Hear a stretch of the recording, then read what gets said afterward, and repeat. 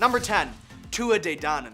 Ireland is full of incredible Neolithic sites, one of which is Newgrange, an immense ancient passage tomb. But even more fascinatingly, the tomb is beautifully and perfectly illuminated on the winter solstice, when the cold rising sun lines up perfectly with a roof box just above the entrance.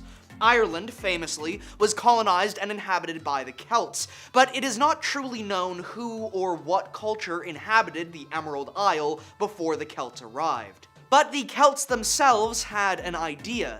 They spoke of the Tuatha Dé Danann, otherworldly gods and goddesses that drift between our world and the other. The Celts would tell that Newgrange had been built for a Tuatha Dé king, someone with the majesty, elegance, and power of the stars. Could it be that this ancient tale actually belies a fascinating truth? Could the pre-Celtic Irish have had contact with extraterrestrials? And could Newgrange have been built for these same extraterrestrials?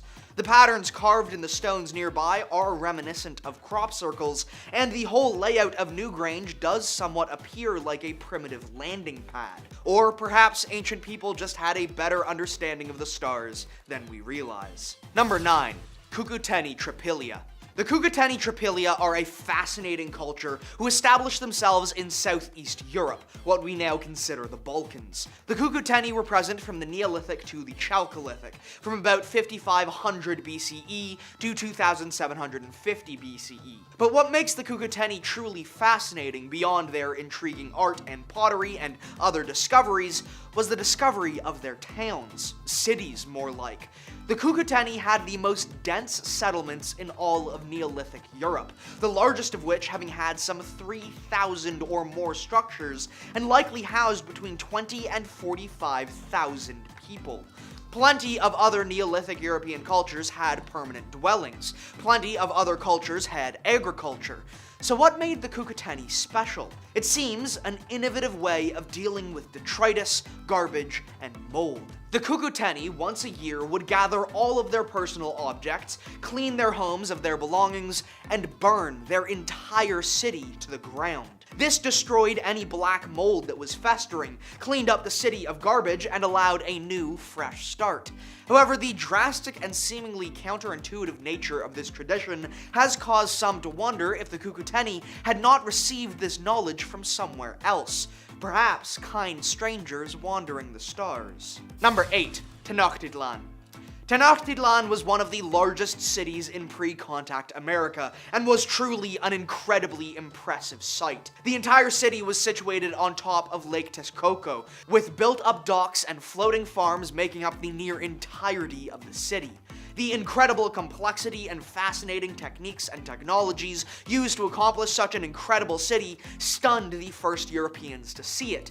The original Mexico wanderers were told through a vision of an eagle with a snake in its beak perched upon a cactus to settle here in this small, swampy island in Lake Texcoco. And there they would turn it into a hub of culture and power in Mesoamerica. But the shocking complexity and effectiveness of the great city and the technology that allowed it to flourish shocked early colonizers. The indigenous people of the Americas had many complex technologies and many large constructions and settlements. However, this confused small-minded 18th century European anthropologists, who began the idea that there must have been some sort of external contact and aid that allowed the Aztecs of the Triple Alliance to build such impressive structures. While there are stories in Aztec mythology of star people, and many stories which have encouraged the theory that they may have had some sort of contact with the extraterrestrial, no evidence indicating the impressive and complex technologies developed in the Americas was ever connected to extraterrestrials. They may be simply intelligent people with generations of education, development, and expertise. At number 7, the robotic sentry in ancient India. Imagine robots guarding Buddha's relics in ancient India, a story that might sound like pure fantasy, but it's rooted in intriguing historical connections. Travel back with me to ancient Greece, where Homer first introduced the concept of automatrons. Now fast forward to the Hellenistic Alexandria, where engineers brought these ideas to life with real mechanical robots. Now let's journey to India. In a time of kings and innovation, Ajatasattu, a ruler known for his military inventions, safeguarded Buddha's precious remains using remarkable robot guards. These automaton defenders were predicted to watch over the relics until a future king spread them across the land. Hints of these robotic robotic marvels also appear in Hindu and Buddhist texts, where they're described as whirling and slashing like wind, reminiscent of Ajatasattu's war chariots. The tale takes an even more intriguing turn as we explore connections between the East and the West. Now, could this possibly be evidence of ancient exchange of technology? Contracts between India and Greece during the King's era hint at potential cross-pollination of ideas. Greek ambassadors, inscriptions, and correspondence between the rulers suggest a web of connections that could have birthed this captivating legend. While we can't confirm whether robots truly guarded Buddha's relics, this story serves as a testament to the timeless link between human imagination and scientific exploration. Number 6. Seahenge. Seahenge was first discovered in 1998 when beachcombers discovered the strange stump at the site's center. Once exhumed, the whole site would be unveiled. A ring of tall oak trunks had been sunk in a circle with a great upturned oak tree stump in the center. Seahenge was certainly a religious site of great importance, but its exact purpose is unknown. Every tree in the henge was felled in 2049 BCE, giving us a stunningly precise view into when this construction was built. The construction took a serious, concerted effort and used some 50 bronze axes. These axes would have been incredibly rare and incredibly valuable at the time, indicating, again, the great importance of this site. In recent years, the past century or so, the coast of England has had many strange UFO and USO sightings. Could it be this Seahenge was a place of contact and communication between ancient humans and alien life? Number 5. Harappa. Also known as the Indus Valley Civilization, the Harappans were a fascinating culture based in modern-day Pakistan. The culture is named for the city of Harappa, an unusually large Bronze Age city that held at least 25,000 people. The city exists to this day, though it is significantly degraded. You may not be too surprised by this, the site is several thousand years old after all, but what if I told you this incredible archaeological site was used by the French and British in the 1800s for train track ballast? That's right, one of the largest Bronze Age cities, which survived in shockingly good condition for 3,000 years or more, was smashed to pieces by the British and French so they could build more railways. There are stories from these times of fascinating inscriptions, technologies, and indications of extraterrestrial contact littered throughout the city, but European greed and colonial drive would see all of these artifacts destroyed, ground up into train track ballast. Number 4. Paracas. The Paracas culture was an Andean civilization that lived on the coast of Peru.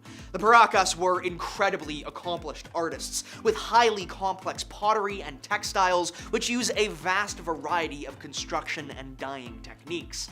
But that is not all that makes them such a fascinating culture. They also had highly complex burial practices, with large necropolises, shaft graves, and complex wrappings and burial procedures.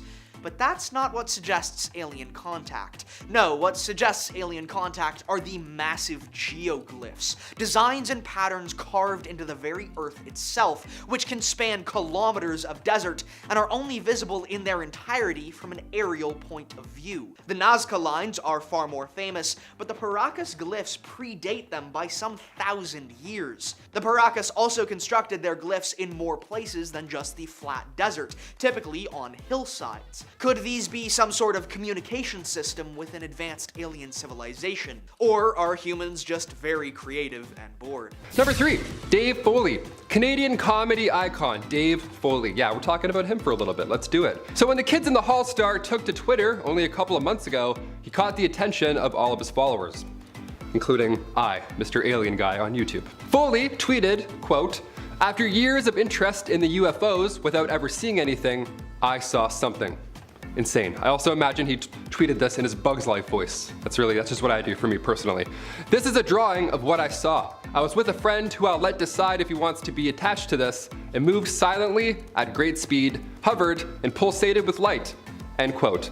Now, this ship does look a lot like what we've seen in past reports, so who knows? Maybe Dave actually saw a UFO. Sorry, UAP. I have a big alien guy looking at me. He's like, UAP. I'm like, UAP, you got it. Sorry, man. That's old school. So who knows? Maybe he actually saw a real life entity. Maybe these aliens are fans of Bugs Life. Maybe they just loved Kids in the Hall. Maybe they wanted an autograph. I don't know. Number 2. Dong San. The Dongsan culture is a Bronze Age culture from modern Vietnam, based along the Red River Valley in northern Vietnam. They were skilled rice farmers and kept many domesticated animals, including water buffalo and pigs. They were also skilled fishermen and canoe builders. But what really stunned scientists was their incredible mastery of bronze. Not only did the Dongsan have axes, swords, plows, and more made of bronze, but they also had incredibly delicate bronze drums, instruments that would have required a massive amount of precision, skill, and refinement in the art of shaping bronze to create. In fact, it was once believed bronze forging was invented in China and spread throughout Asia from there, but now it is believed the Dongsan, or their predecessors, were actually the ones to first develop such advanced bronze forging.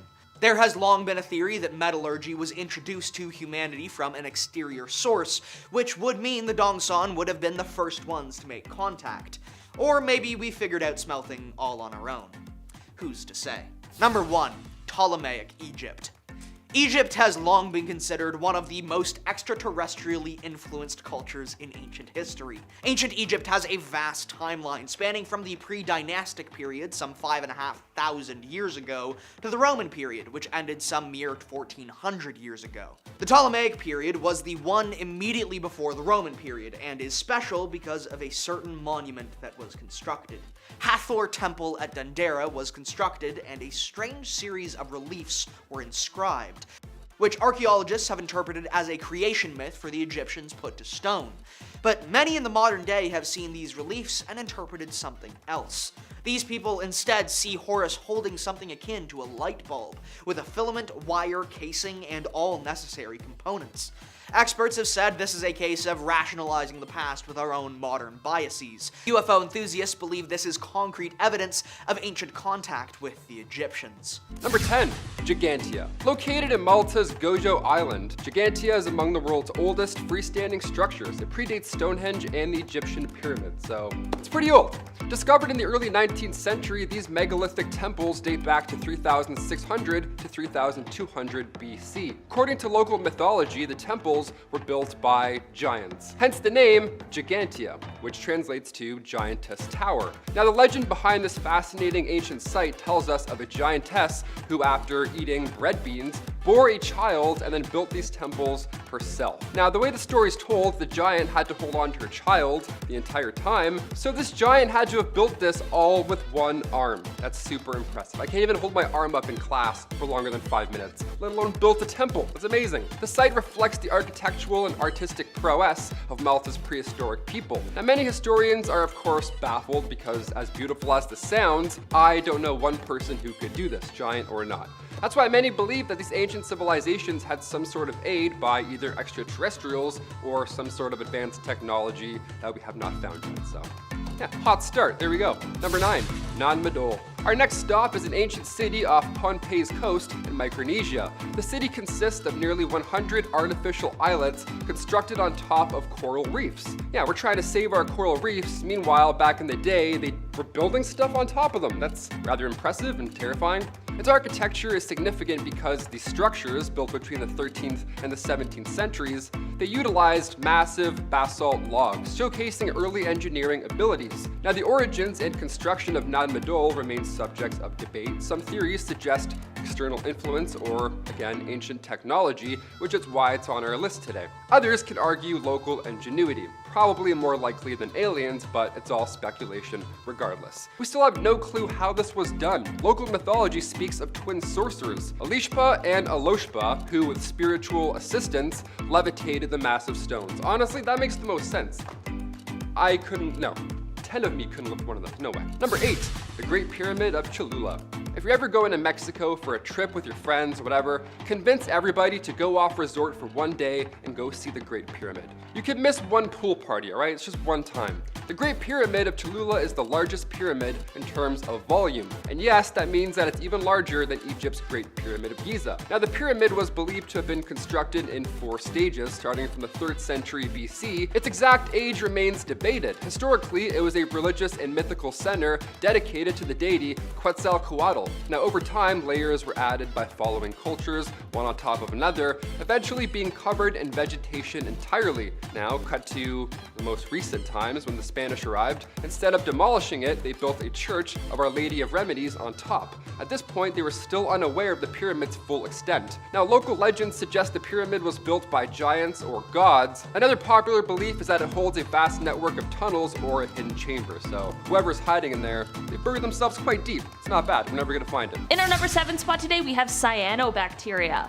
For around 2 decades, Dr. Richard Hoover has been studying meteorites that were found in Antarctica, and in 2011, he claimed that he and his team had found evidence of ancient bacteria from colonies that thrived on comets, moons, and other planets. The astrobiologist said they were able to make this discovery through the use of the most advanced microscanning technology in the entire world. Dr. Hoover sliced open these meteorites and discovered what they call the remains of cyanobacteria, also known as blue-green algae. This type of algae is said to have a unique quality and the ability to thrive even in some of the harshest conditions, which is necessary when talking about surviving the extreme environment that some other planets hold, as well as just space in general. Dr. Hoover said that while some of the bacteria he had found was similar to those on Earth, he also said that some of the others were completely alien. He said, quote, "Neither I nor other experts who have seen the evidence have any idea what these creatures might be.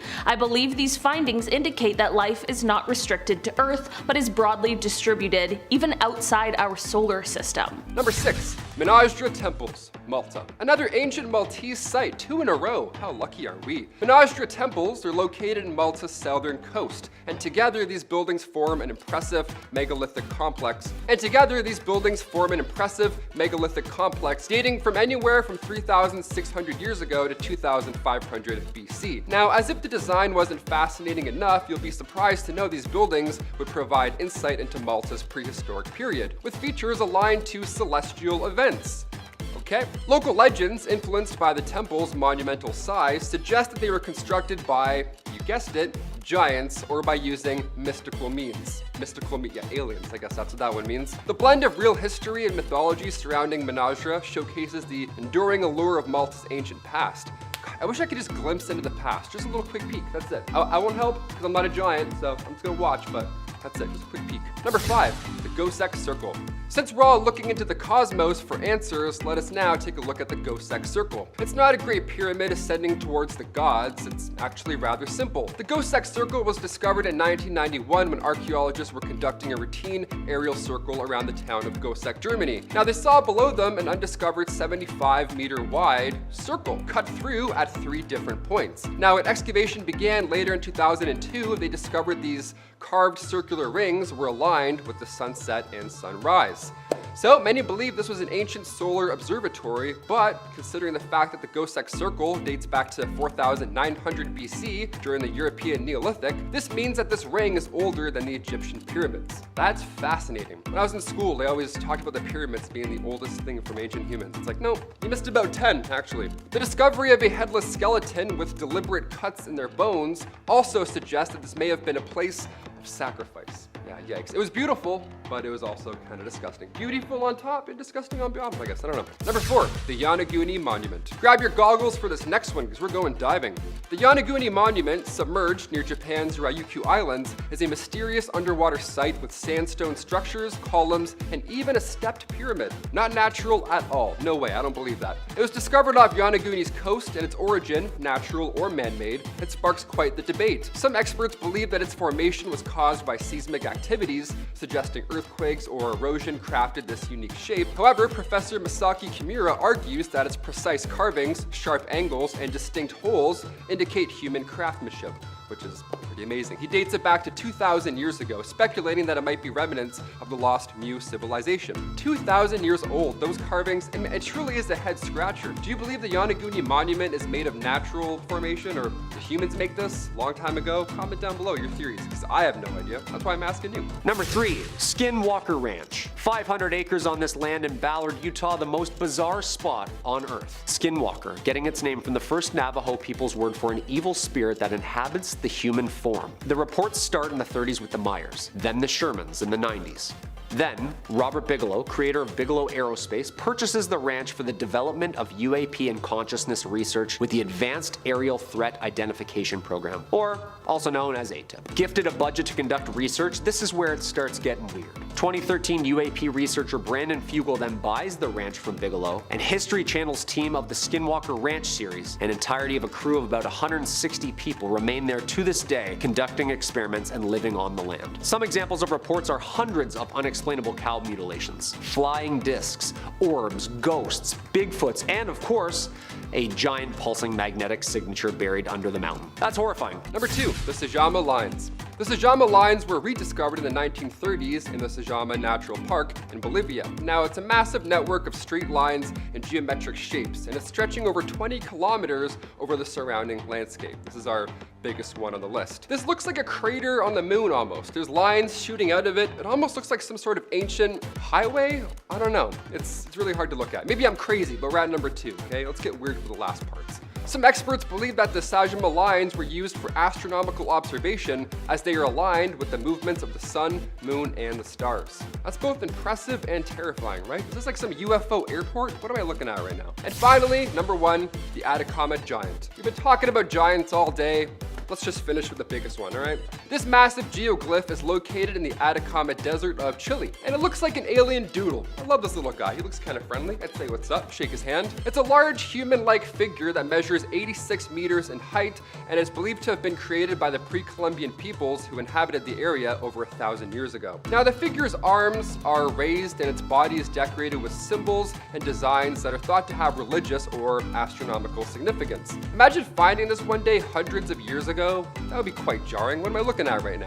The purpose of this geoglyph, of course, remains a mystery. Giants, aliens, advanced technology. What do you guys think's happening? Who built all of these back in the day? Coming in at number 10, we have the Tic Tac. Not the breath freshener candy. I'm talking about the shape of an alien mothership here. You know? The Tic Tac shape has been reported for decades by UFO witnesses and pilots all over the world, and this video was one of the 3 that the Pentagon eventually have declassified in the past few couple years. The Tic Tac incident begins around November 10th, 2004. When radar operators reported seeing odd and slow-moving objects flying in groups of 5 to 10 off the coast of San Diego. Commander David Fravor and the Black Aces Squadron were asked by the USS Nimitz if they could aid in identifying what exactly was over their radar for the past couple weeks. The 2 F-18s chased this during an exercise. Yeah, imagine chasing a UFO. Like Top Gun 3, Reptilians. One of the pilots, Chad Underwood, got video and his displays caught some pretty crazy stuff. All the pilots who were involved said the object looked like a large white Tic Tac candy, unlike any other known aircraft. These objects have been sighted overcoming the Earth's gravity with no visible means of propulsion. They also lack any flight surfaces such as wings or lights. So what exactly is this flying candy? I don't know. And number 9, the Go Fast. This next video was the second out of the 3 videos that the Pentagon finally declassified. I say finally after they got leaked, and then the Pentagon of course was like, oh yeah, those 3 videos, yeah, of course they're authentic. Like, yeah, thanks for the heads up. The video shows a rounded object absolutely hauling ass across the water. The USS Theodore sent out some jets to see what the buzz was.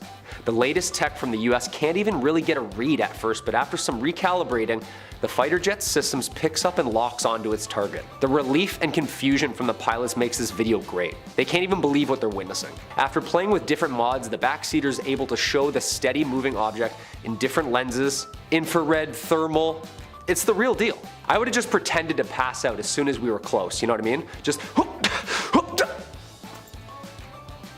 Number 8, gimbal. When Lou Elizondo ran the Defense Department initiative called the Advanced Aerospace Threat Identification Program, or ATIP, he compiled a list of logic-defying capabilities most commonly associated with UAP sightings. The new term for UFOs. Yeah. He calls those traits the 5 observables: anti-gravity, sudden acceleration, hypersonic velocity, cloaking and low visibility, and transmedium travel. The 3rd video leaked and finally declassified from the Pentagon is the gimbal video. We're taken aboard the same carrier ship, USS Theodore Roosevelt, taken also in 2015. The video shows a flying object and was shot off the screen of an operator aboard the USS Roosevelt. It moves, turns, rotates. Yeah, how much movement it isn't making is actually the scary part. So stationary, no means of propulsion, no exhaust. This thing's weird, dude. The official Navy video was taken in 2015 and filmed aboard a Navy fighter jet from the nuclear aircraft carrier the USS Theodore Roosevelt, off the eastern coast near Florida. And this thing looks like a floating spinning top, just sitting there. I'm just gonna say it. That's what I think it looks like. You know what I mean? Number 7 is Stonehenge, another you should know to expect to see on this list. Now, I won't bring up things like the Easter head since we have sufficient evidence of human craft, but Stonehenge? On the table, so let's dive in. The Circle of Stone sits in the countryside of Salisbury, and it comes from the Neolithic period, which was the final division of the Stone Age. They stand alone, a vast meadow sprawling for miles around it. Having visited Stonehenge myself, I can tell you that you have the choice of a 20-minute walk or a 5-minute shuttle ride. The energy is very void, as if the air is free of static and just doesn't seem to move. I'm not trying to be dramatic, but it does truly feel unearthly. These stones weigh an average of 50 tons and are over 8 feet in height. They seemingly dropped into their ring, no rhyme or reason in their placement, at least to Swiss author Eric von Däniken, who suggests that they may be a model of the solar system that doubled as an alien landing pad. How Stonehenge is assembled is unknown to us. There's no documentation, no other ruins, no artifacts. There's genuinely nothing but these stones, some of which were somehow lifted feet upwards and placed horizontally on others. There's no way to know what it means either, but what we do know is that the stones are somehow perfectly aligned with solstices and eclipses, suggesting that the builders did know astrological charts and were able to keep an eye on the heavens. That's if they didn't come from them. Number 6. Pyramids. The video and photos of this next encounter were originally shared at the Office of Naval Intelligence briefing on May 1st, 2020, and later leaked to Jeremy Corbell, filmmaker and ufologist. For those of you who don't know Jeremy, he's like our guy. He's pushing the boundaries, he's putting pressure on officials, he's a filmmaker and an avid UFOer like me. And he's got his hands in some pretty deep pockets. I'm just as puzzled with this video as you are. Green pyramids? Pulsing? The leaked video of flashing triangle-shaped objects that flew over a US warship is the real deal, the Pentagon said, after UFO investigators released the video and other puzzling photos online. Shot through night vision from the ship itself, the Pentagon confirmed in a statement that the leaked photos and videos were captured by official US Navy, though it's declined to label them as UAPs. Quote, I can confirm that the referenced photos and videos were taken by Navy personnel, Pentagon spokesperson Susan Gao said in a statement. Okay, so they're real, but what are they? Is this what the Egyptians based theirs off of? I don't know, what do you think? Number 5. Congress. May 17th of this year was the first United States official Congress hearing in the last 50 years. Monumental. From Blue Book to UAPs. They tried to make this hearing look as dated and as boring as they could, but there were 2 videos shown at the hearing. One, a USO, unidentified submerged object, shown only to officials at a closed room conference after the hearing. And this one, the 2.3 seconds of something shiny just whizzing by a ship. Apparently they said it was a deflated balloon. I'm surprised it's not swamp gas way up there. See, this is the government we know and love. Leaking and sharing, one terrible video out of 140 cases between 2004 and 2021, and this is it? This is barely anything. Lawmakers were shown declassified images and footage of UFOs. I'd love to see their faces before and after the briefing. You know, they just walk in, walk out. Number 4. Mexico. On March 5th, 2004, a Mexican Air Force flight crew filmed 11 unidentified flying objects in the skies over southern state of Campeche. But the public was not notified of the sightings until Mexico's Defense Department issued a statement on May 12th, days later. Of course. I get it, you gotta come up with an excuse, we get it. A press release was accompanied by a videotape that showed some bright objects resembling orbs of light moving quickly on an evening cloudy sky. The lights were actually extreme heat sources filmed by the crew using infrared technology during a surveillance mission in search of drug smuggling planes. They were reportedly flying at an altitude of about 11,000 feet. The Mexican Air Force has released footage of what a UFO expert said were 2, then 11 objects picked up as they whizzed around the clouds, sometimes disappearing totally. I just saw Jordan Peele's Nope, and the clouds thing is really messing with me. Yeah, spoiler alert. Sorry. Another alien associate part of Atacama is the Atacama Giant. I wanted to talk about it separately because it deserves its own attention. It's the largest Atacama desert carving, 390 feet tall and carved into a hillside. It's undoubtedly alien in appearance. It is the largest prehistoric anthropomorphic. It has been suggested that the petroglyph represents a shaman, spiritual figure, or deity, but there is little evidence to corroborate these claims. Scientists think that the Atacama Giant was likely an astronomical guide, as the lines that stretch off of the figure's head predict the movements of the moon and can be used to map the changing of seasons. By knowing this, the day, crop cycle, and weather patterns, they could determine a lot. Or, as some believe, perhaps it really is a depiction of the alien who created it or them. Several of them represent enigmatic anthropomorphic figures with elongated or ovular heads along with geometric patterns. Personally, I think he's creepy as hell, so let's just shuffle on. Number 2. Spain. This next one, yeah, I don't know if it's real or not. I thought the Scorpion King with the rock was real. Yeah, the latest CGI, you know? So who knows? But I can't stop watching it. The video allegedly shows a UFO filmed by a fisherman near Galicia, Spain. The craft hovers over the ocean before splashing into the waters as military jets fly overhead. We see 2 fighter jets whiz by this fishing ship, apparently following this craft. There isn't any official info surrounding this video, I just felt like it's pretty modern and shows some F-18s and the speeds that they fly at, you know? The fishermen film a 42-second video showing what I guess would be the Spanish military chasing a UFO accompanied by an unmarked blacked out chopper, before slamming down into the water. If we use Elizondo's 5 observables and apply them to this video, we see low visibility, hypersonic speeds, and transmedium travel. The more I watch, it's gotta be fake, but after listening to all the fighter pilots talk about chasing these things literally into the water, it's got me thinking. I don't know. What do you think? And number 1, the Aguadilla Airport. This is probably my favorite UFO video. The longest, clearest, and most puzzling. The incident took place in 2013 in Aguadilla, Puerto Rico.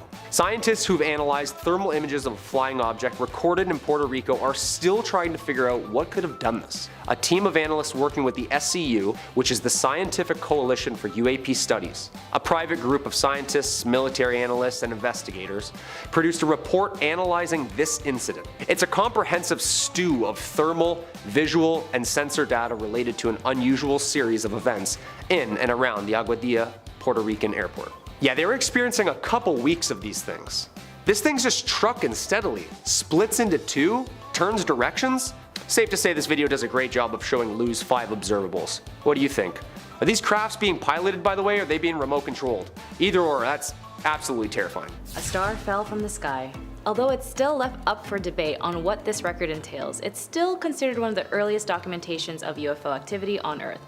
After conquering the ancient Nubian city of Napata, Thutmose III erected a steel or a stone slab at the temple of Amun beneath the cobra-shaped Jebel Barkal. The stele described how a star came down to set fire to Thutmose's adversaries, quoted, "You ought to know the wonder of Amun-Re before the entire land. Enemies and troops were about to come in order to meet in the night, as to conduct the regulated watch. It was the 2nd hour, and a star came to the south of them. Something similar had not occurred earlier, and it shot at the enemy from its proper place.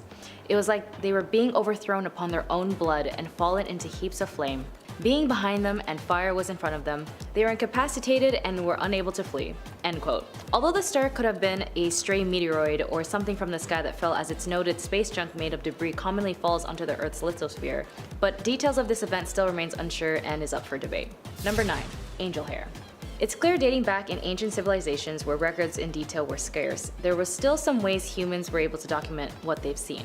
Historian Lucius Cassiodeo, who lived between 165 to 235 AD, was known for publishing 80 volumes of the history of ancient Rome. Typically in his writings, he would summarize the events he'd seen, but eventually it became more detailed. After he sought witness an odd phenomenon in the Roman Emperor's sky in 196 AD. He describes, in quote, "a fine rays resembling silver descending from a clear sky upon the form of Augustus," end quote. He used some kind of material to plate some of his bronze coins, but by the 4th day, the silvery coating of the material was done. The coating is also referred to as angel hair, or a fibrous substance reported in connections with UFO sightings and even manifestations of the Virgin Mary. Described as cobweb-like texture and design, reports of angel hair says that it disintegrates or evaporates within a short time of forming. Whatever it was, there is research that the angel hair, also known as angel grass, do typically look like short metallic threads fallen from the sky, often forming intertwined loose masses. They are a type of chaff or radar countermeasure which can be in the form of fine strands, which is typically dropped by military aircraft. It can also come from the sounding rocks and balloons of high altitudes. So what was it doing in 196 AD? Number 8. Kenneth Arnold. Kenneth Arnold was an American aviator, businessman, and politician. He is best known for what is considered the first widely reported modern UFO sightings in the US. On June 24, 1947, Kenneth Arnold claimed to have had a string of 9 shiny unidentified flying objects flying past Mount Rainier at speeds that Arnold estimates a minimum of 1,200 miles per hour. This was the first post-World War II sighting in the United States that garnered nationwide news. And of course, being credited as the first UFO sightings, a number of more sightings would be reported in the following 2 to 3 weeks later, and Arnold's description led the press to coin the term flying saucer. However, this wasn't immune to others trying to commit a hoax, as Arnold tried to interview those who also claimed what they saw. Unfortunately, this led to 2 Air Force officers losing their lives trying to investigate those claims. The aftermath led to a mix of yes and no's, fake or not fake controversies. Whatever Kenneth Arnold saw, he ended up seeing 7 more additional sightings, one of which he says the saucer even looked like a jellyfish. Maybe this is a story where Jordan Peele got his inspiration for Nope. Number 7. Area 51. This secret base in the Nevada desert acts as the US's military hub for spatial engineering, maybe even some reverse engineering. The area is named after the geological grid of the desert. Groom Lake, Dreamland, this place has tons of nicknames. The area gained notoriety in the early 90s when numerous claims that workers had worked on alien aircraft and even heard of harboring alien creatures underground. The entire premises is fenced off with signs saying no photography allowed. Use of deadly force is authorized. That can't be good. Whatever they're hiding here, it's mostly military. The base has been a testing facility for the Air Force and remains one of the most highly secured and secretive bases in America. Remember the 2019 Storm Area 51 movement? Yeah, no one got him. Even the famous Bob Lazar has claimed he was an employee here. What do you think? Number 6. Love and Land. If there are extraterrestrials who obtain higher levels of technology that is more advanced to our civilization, there's a chance that we might notice a bit more in our day-to-day.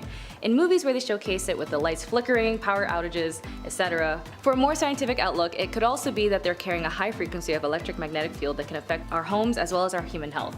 That is to say, so many movies up to this point have been inspired by the incidences that transpired, and thus birthing more content for the science fiction genre. Like in 1957, when dozens of citizens of Lemonland, Texas individually reported seeing a rocket or strange light that has interfered with their vehicles. Even though the police themselves were about to dismiss the case, they too saw the mysterious lights and tried to engage and investigate. Their findings with electrical storms and ball lighting was the cause of the lights and the mechanic to malfunction. However, there was never a single report of thunderstorms in the area that night. Whenever something falls from the sky, there's almost an immediate report to the object to officials to see what the heck it was. Considering we do live in a world where space and aircraft are more prominent, it wouldn't be surprising if something did fall from the sky. Although it would be very rare since that would be extremely dangerous. But in December 1980, US Air Force members stationed at 2 British Royal Air Force bases reported seeing strange colorful lights above Rendlesham Forest. One man who entered the forest to investigate noted a spacecraft in the woods. The next day, others confirmed the damage done by the nearby trees and noted high levels of radiation on site. Lieutenant Colonel Charles Holt recorded his observation on the radio tape that he latched onto the lights. The UK Ministry of Defence, who oversaw the reports until the early 2000s, didn't find anything that would impose a credible threat to the nation and didn't pursue the investigation any further. Still, the craft or the evidence still left behind still remains unanswered, as they have not been reported what it was that they found. The Rendlesham Forest is now a UFO tourist hotspot, as the trail that visitors can hike off to is actually sitting in the model where the reported spacecraft was. Number 4. The Belgium Wave. 1989 was the crossroads between the 80s and the new entryway towards the 90s. Around this time, at the end of November 1989, the citizens of Belgium reported seeing a large triangular UFO hovering in the sky. A few months later, in March 1990, another sighting confirmed by 2 military ground radar stations. F-16 fighter jets were sent out to investigate the anomalies and thought the pilots could not see anything visually. They were able to lock onto the target with radar, but the unidentified object managed to flee and the pilots ended up losing them. This time, roughly 13,500 people had been estimated to have seen this incident, making one of the most widely experienced UFO sightings in the modern era. What I am noticing, however, is although the Belgian Air Forces could have not found any explanations and the UK Military of Defence was told to research and investigate further, as soon as they figured the incident was not hostile or aggressive, they just stopped investigating? Weird. Number 3. The lights above the New Jersey Turnpike. Number 3. Gordon Cooper. Leroy Gordon Cooper Jr. was an American engineer, test pilot, US Air Force pilot, and the youngest of the 7 original astronauts in Project Mercury. You know the pictures, it's the old school tinfoil suits. 1963, Cooper piloted the longest and last Mercury spaceflight, Mercury Atlas 9. 34 hours in space.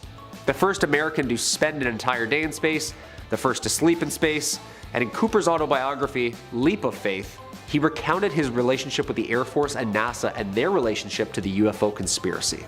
Cooper claimed to see his first UFO while flying over Germany. He said that there were hundreds of reports made by pilots, many coming from military on radar. In 1978, he even testified before the United Nations on the topic. Radar operators, fighter pilots, fellow astronauts. He was a strong advocate for disclosure up until his passing. Number 2, the USS Nimzit encounter. During a hearing before House lawmakers, an unidentified anomalies phenomena, also known as UFOs, and a retired Navy fighter pilot that testified his experience on seeing a tic-tac looking object while on duty, on November 2004, the USS Princeton, part of the USS Nimzit carrier strike group, unknown craft on radar 100 miles off the coast of San Diego. For 2 weeks, the crew have been tracking objects that appeared at 80,000 feet and then plummeting to hover right above the Pacific Ocean. Super weird. When 2 FA-18F fighters jets from aircraft USS Nimzit arrived in the area, the first saw what appeared to be churning the water, with a shadow of an oval shape underneath the surface, and then a few moments later it happened. A white tic-tac shaped object appeared above the water. It had no visible markings of an engine or wings or windows, no signs of it being an animal or a submarine or infrared monitors or an exhaust. Black Aces Commander David Fravor and Lieutenant Commander Jim Slate of Strike Fighter Squadron 41 attempted to intercept but accelerated right away, reappearing 60 miles away and then moving 3 more times at the speed of sound, faster than the speed of fighter jets. There is US government footage of the encounter online. If you get a chance to see the video or any of the footages I mentioned on the list here, drop a comment and let me know what you think it is. And finally, number 1. East Coast Go Fast video. Considering how advanced technology is, we're not sure what is real and what isn't. After all, there are filters, VFX editing software, things that can make it seem like it's there when it's not, so on and so forth.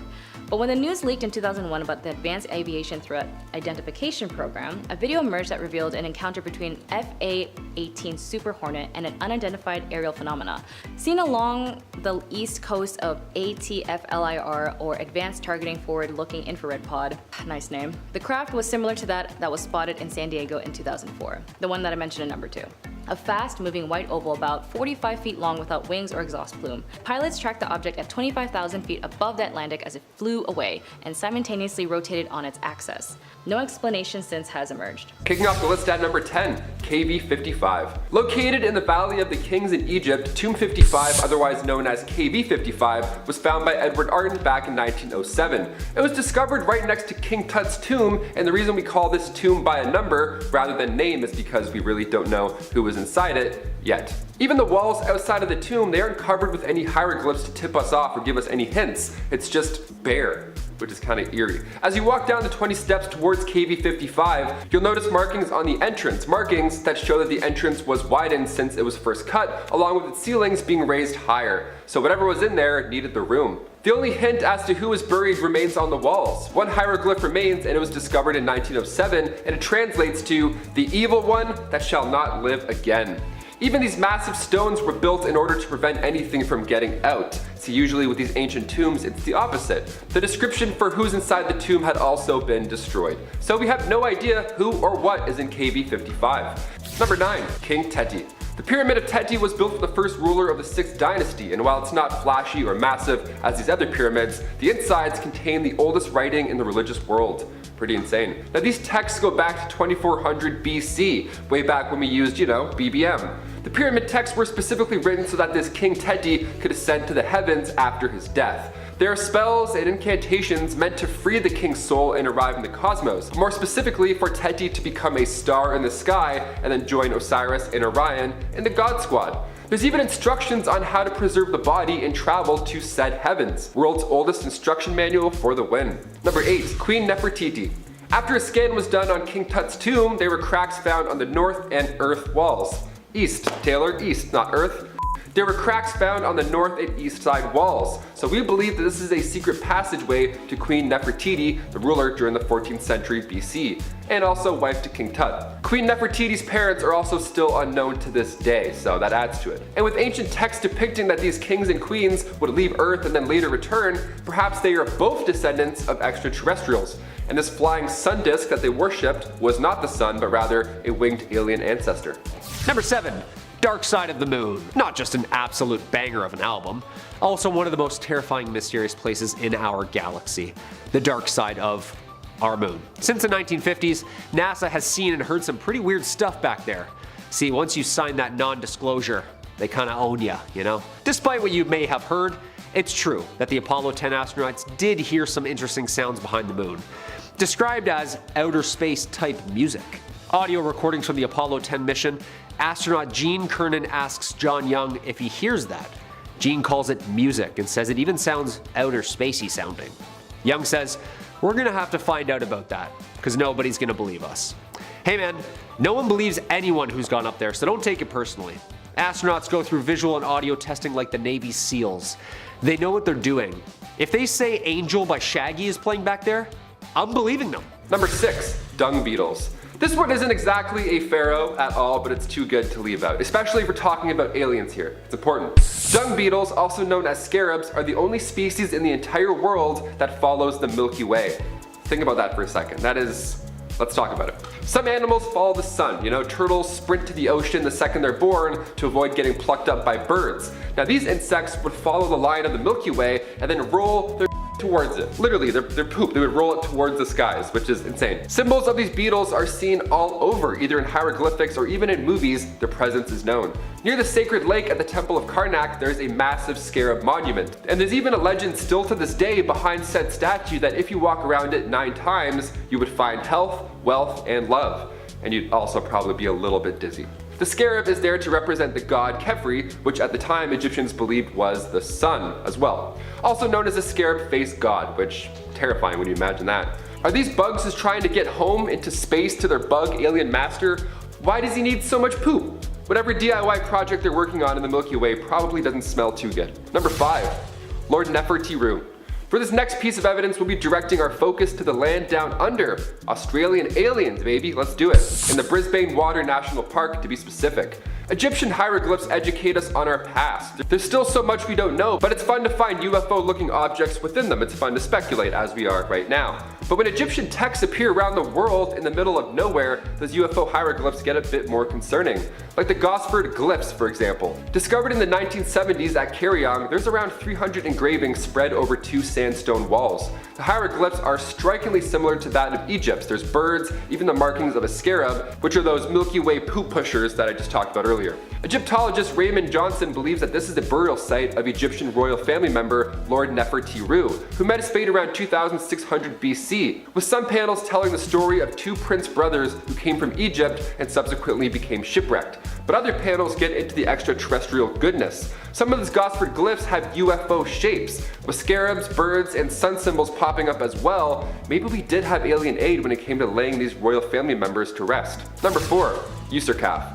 Remember earlier when I was talking about those extremely heavy granite coffins? Well, the Sun Temple in Egypt may give us more alien clues as to their purpose. Discovered in 1842, this was the base of a giant monument that apparently used to stand over 150 feet tall. Built by the pharaoh Userkaf, founder of the 5th dynasty of Egypt, the temple translates to stronghold of Ra. Ra being the sun god. This temple at Abu Ghraib was home to one of the world's largest monoliths, and its purpose may blow your mind. This obelisk was built out of granite. Now they made things out of granite back then because it contained quartz. Quartz, due to piezoelectricity, was able to convert the Earth's vibrations into energy. Nikola Tesla did something similar. He figured out standing waves, which was the ability to pass energy through the air. Perhaps these granite monoliths were used to teleport people or goods. That would explain the last point about those Australian glyphs. To be fair, I have zero idea how Bluetooth works either. Alien airdropped in Egypt. I'm here for this theory. It's Coral Soup at number 3. And despite its significance now, the importance of this site wasn't determined until decades after its discovery. Hilariously, this is because of the sheer size and complexity of it deceived scholars, and many believe that the site was more recent, so they left it largely ignored. It's in 1994, Ruth Shady was studying the site. She realized the lack of pottery wasn't because of the recency, the site was just dated before the advent of pot firing technology. Radiocarbon dating on some of the woven bags found inside the pyramid confirmed that Coral Soup were the locus of some of the earliest population concentrations and corporate architecture in South America, dating somewhere around 2600 BC, which upended history's well-established timeline, pushing it back 4600 or more years. Now since then, other Notre Chico sites have been found that date several hundred years earlier, but at the same time Coral Soup was being built, so was the ziggurats in Mesopotamia and the step pyramids of Egypt, all incredibly incredibly similar structures. Ancient astronaut theorists believed that they could be profoundly connected, especially following the theory of ancient buildings such as these that tend to average around the 4500 age range. Number 2.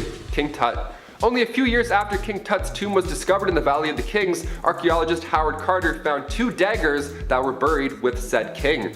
It's not uncommon to be buried with your goods. It's why Egyptians would build these tombs in a certain way, so that grave robbers wouldn't snoop around and steal your entire family heritage. It was made so nothing could get out, which is insane. But 2 daggers were found with King Tut, one made of iron and the other gold. Now, with iron being even more rare than gold in the Bronze Age, this was a big deal. And with recent advancements in technology, we were able to use a technique called portable X-ray fluorescent spectrometry, and according to the journal Meteorites in the Planetary Science, the blade is actually made of iron, nickel, and cobalt, suggesting that this material is of extraterrestrial origin.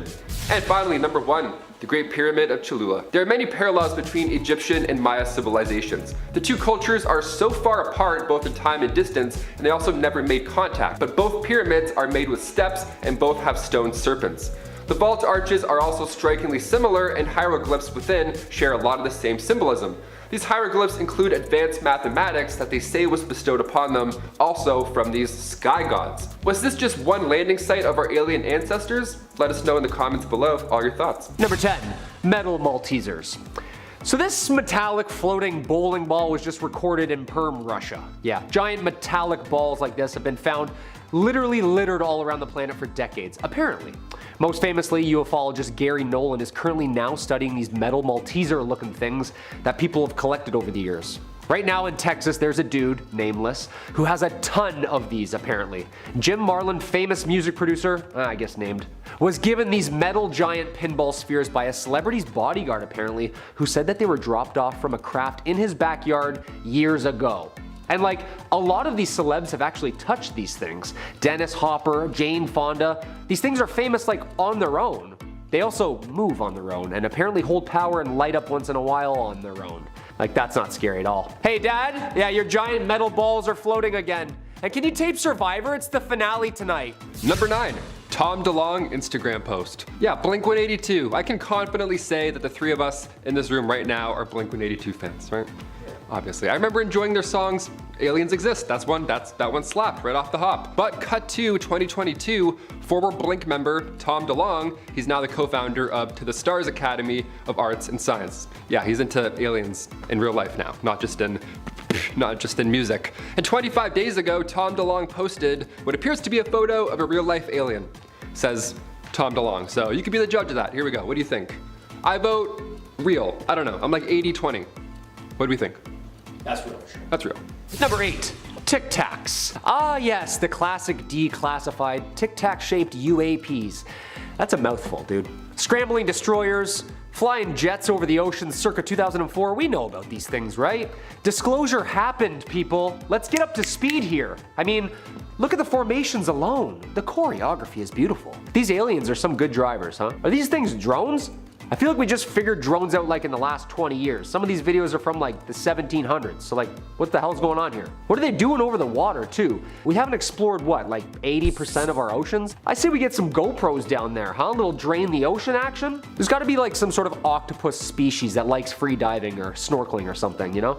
Trans-medium vehicles, people. Write that down. Dera, before we revisit its light, let's talk about the Topak Maze, an archaeological site located south of Interstate 40 near Needles, California. And while it's hypothesized to be a geoglyph, the purpose, age, and creators of the lines are highly disputed. A 1978 study by Arda Demheisnel proposed that the lines were prehistoric and had some sort of religious or ceremonial significance to the native Mojave people, and the modern Mojave people believe that this maze is a part of a spiritual portal to the next life where bad souls get lost and good souls find their portal to the afterlife. Early experts believe that the warriors returning from battle would also run through the maze, leaving any bad spirits behind in it. Regardless as to why it was created, the magnitude and magnificence of this geoglyph can't be disputed. How long this geoglyph will be able to withstand the elements is unknown, and how it has for an approximate 600 years is also unknown. What is known is the long-standing belief of the power and correlation of the site with souls of the dead. Many people have pilgrimaged over to the site in hopes of spiritual relief. This has inspired theories of alien involvement in the creation of the mass lines maze and its effect on a person person being alien technology. Number 6.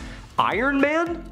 Yeah, here, just for my sanity, we are all aware that not only do we have orbs, we have saucers, then triangles, and now Iron Man suits. Dude, this thing has a jetpack built into itself. That's gotta be Tony Stark. A silver saucer is scary enough, no? Imagine a little Jetson pod alien dude just hovering up to you on the side of a building.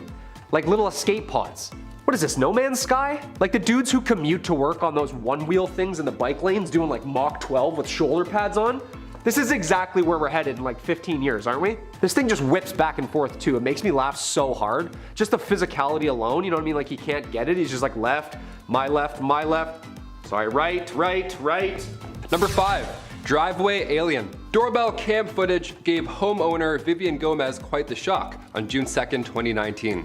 Yeah, she looked and saw maybe an alien. We're not sure yet. What is that? Is that a person? It's a thing? I have no idea. I also love how unsure he is at first, like which direction he's going. If that's an alien, he has no idea where he is. He just had a rough night. He's like left, right, either way.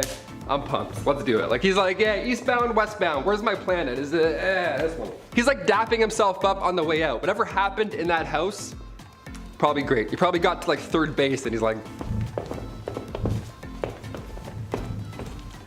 he's ready, man. I don't know, fake or not, I hope aliens move like this. But he's got sea legs. He's not used to our gravity, clearly. He has no idea what he's doing. A little stronger than the moon. Number 4. MUFON.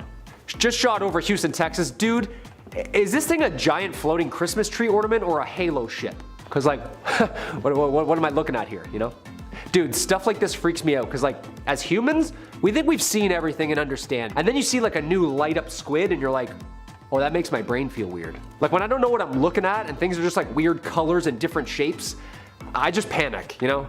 I feel like I'm losing grips on reality. Also, this thing is a MUFON case, which stands for Mutual Unidentified Flying Object Network. It's like 50 countries all working together, sending each other videos like this. It looks like some sort of glittery anomaly. See, I'm quick to say spaceship, but then again, I just saw Nope over the weekend and like, yeah, I don't really know anything anymore. This could be a creature or a body or a projection. It's 2022. I don't know. Number 3. Kerma. Kerma, located in present-day Sudan, was a Neolithic and Chalcolithic city that would become an ancient metropolis. At its peak, Kerma was home to over 10,000 people, and was likely the royal hub of control for the Kerma people. But Kerma, the city, while large and housing thousands, was much more of a necropolis than a metropolis. A large and fascinatingly designed cemetery took up a large section of the city and entombed some 30,000 graves. These cemeteries were arranged in strange clumps, with larger graves in the center surrounded by smaller graves, indicating social stratification and connections. But the size, complexity, and incredible longevity of Kerma has caused some of the more conspiratorial researchers to begin pointing fingers at aliens as an explanation for the complexity. Number 2. Tea saucers. So apparently 2 of the editors from Titanic, have publicly made a comment saying that this video right here, if it was fake, would be very, very hard to do. They did the Titanic, dude. At first I was like, yeah, this is so fake. It looks like the intergalactic Beastie Boys music video. I was like, what? It looks so fake. It looks like the 1902 Trip to the Moon movie, like the black and white video. You know, the one with the guy's face in the moon is just like splat. Like the rocket ship crashes into his face. Like cheesy, right? Cheesy. Like a saucer on a string over a model building type thing cheesy. Nope. Apparently this one has experts stumped. Taken in 1997 in Las Lomas, Mexico. Always Mexico, dude. They have the craziest sightings. Look, it looks fake, but when people who edit stuff every day in the movies are like, yeah, we don't know how to do that yet. That's when it gets really scary. Number 1. 2021 flyby. It's odd because we obviously joke and have a good time on this channel, especially when talking about aliens, of course. It's a nice change than, you know, King Henry and, you know, cutting heads off. It's nice. We like to take a break. But for our number 1 spot on today's list, look at me. Look how serious this guy is right now, right? I'm cocking my head to the left, I'm squinting at nothing. That's how you know it's real. I could tell anybody bad news with this face right here, and I'm here to tell you today on Bumblebee that we are not alone. Aliens do exist. They came out with this vertical portrait mode video. That's how you know it's real, when it's filmed like a World Star video. And the video itself is quite short, and that's because it's taken in the cockpit of a plane that is currently flying at high speeds, at very high altitudes. But it appears to be passing a metallic sphere. Yeah, this is what happens when a UAP enters restricted airspace. The pilot attempted to communicate a warning to said object, but of course, it was to no avail. I just said it was to no avail. That's how you know I'm being serious. There you go. These things are whipping through the air well beyond the speed of sound, yet there's no atmospheric disturbance, no sonic boom, no turbulence, only questions. Number 10. Roswell. The birth of the UAP phenomenon. Post-Cold War, 1945, the US's first nuclear explosion. 1946, the first underwater nuclear explosion. 1947, the first crashed flying saucer. Local rancher Mac Brazel finds the wreckage on his property in Lincoln County, New Mexico. Sheriff Wilcox shows RAAF's commanding officer Colonel Blanchard the materials, and during the night, the Air Force combs the entirety of the property, apparently harboring 2 small injured alien bodies. Taking them then to Kirkland Air Force Base, New Mexico that night, the very next morning, the Roswell Air Force makes a statement claiming that they have recovered a crashed flying disc in local newspapers. Boom! History, baby! A photograph of Jesse Marcel, the head intelligence officer who investigated and recovered some of the debris. The very next day, the Army retracts their statement, however, and all of a sudden, a high-altitude weather balloon, aka the birth of the conspiracy theory. Nuclear fission explosions, weather balloons. Something's not adding up here. Number 9. The Washington Flap. July 19th, 1952, air traffic controller at Washington National Airport spots 7 slow-moving objects on his radar, a fleet of flying saucers. 2 F-94 interceptor jets take off and become scrambled as each of them approached, radar included. 7 days later, the UFOs are back over the nation's capital as 2 more jets scramble trying to chase it down. One of the pilots sees a bright light in the distance and decides to give it a chase. Quote, "I tried to make contact with the bogies below 1,000 feet. I saw several bright lights. I was at max speed, but even then I had no closing speed. I ceased chasing them because I saw no chance of overtaking them at all." Newspaper headlines around the US scream, quote, "Saucers swarm over Capitol," and quote, "Jets chase DC sky ghosts." Probably not a good idea to just fly over the Capitol without saying hello first. Number 8. Betty and Barney Hill. The first real documented UAP abduction case in history. Betty and Barney Hill, married couple, New Hampshire, were driving home one night from a 3-day honeymoon when a light started following them in the sky. Pulling over after minutes of tailing, Barney got out of the car and gazed into the sky. From this moment on, the couple say 2 hours were lost. Betty's dress ripped, Barney's shoes scuffled, and both their watches 2 hours behind. Thinking nothing of it, they both reached home confused, and after weeks of no sleep, the couple reached out to a psychic researcher who could help them, and under hypnosis, the couple made some terrifying claims. They both, on separate occasions, claimed that they were separately walked into a large metal disc by small gray beings, and continued to operate and experiment on the couple on board. Blood taken, bodies examined, and both of them downloaded an understanding of a star system called Zeta Reticuli. The Hills stuck to their story for the remainder of their lives and remains one of the first and crucial American accounts of alien abduction. Number 7. Lubbock Lights. Imagine after a long day at the office, you and your coworkers decide to hang outside on a nice evening, when suddenly all 3 of you look up and you see it. A semicircle of bluish-green lights flying above you at high speed. For 3 scientists from Texas Tech, that's exactly what they saw one evening on August 25th, 1951. Over the next following days, dozens of reports of the exact sighting flood all over crosstown. The Texas Tech freshman Carl Hart Jr. even snapped multiple photos of the so-called Lubbock lights. The professors weren't the only ones credited in seeing these lights, as there were many witnesses from Texas to New Mexico, all witnessing the same lights. However, Captain Edward Roplet decided to conduct an investigation on the matter, and including the evidence handed in by Carl Hart Jr. to his conclusions after talking to one of the locals, stated that it might have been just a bird with their underbellies reflected with the city lights.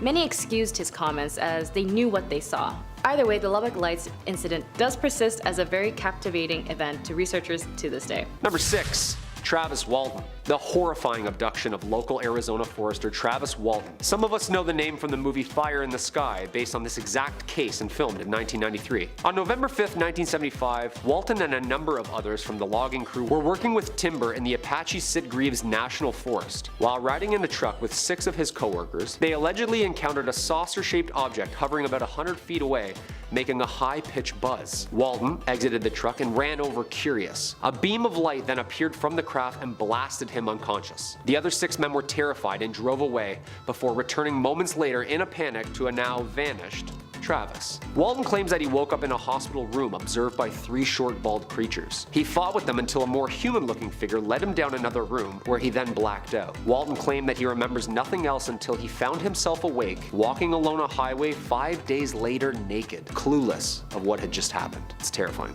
Number 5. Rendlesham Forest, the Roswell of the UK. Boxing Day, 1980. The forest lays between the military bases of Bentwaters and Woodbridge. 3 a.m., 2 military personnel, John Burroughs and Jim Peniston, respond to bright lights in the forest. The radios stopped working. There was a static feeling in the air and an odd absolute silence. The closer the men got, the more they realized it wasn't ours. Peniston was drawn in and touched the craft, instantly electrocuting him and apparently downloading him with odd symbols and star system maps before the craft then blasted off. 24 hours after, the craft returned and Deputy Commander Charles Halt is now witness in the exact same spot. The trees, petrified. The ground, radioactive. And there are 3 large landing holes in the grass. Years later, Burroughs and Peniston still continuously ask the British government for their medical records from that night that they never received. Almost 32 years later and still nothing. Creepy. Number 4. Zimbabwe children. In 1996, a mass sighting was witnessed by an entire school in broad daylight in Arua, Zimbabwe, Africa. More than 150 students and staff were present. There have been tons of documentaries surrounding this case. Face to face, arm's length with the craft and beings, the children, who are now mostly in their 30s and 40s, are still convinced. More than 100 students can still remember what they claim to be telepathic warnings from the creatures surrounding our use of technology and the hazards it has on our planet. Drawings, first-hand interviews, and the weirdest part, all the same story. Same description of the craft, same description of the beings.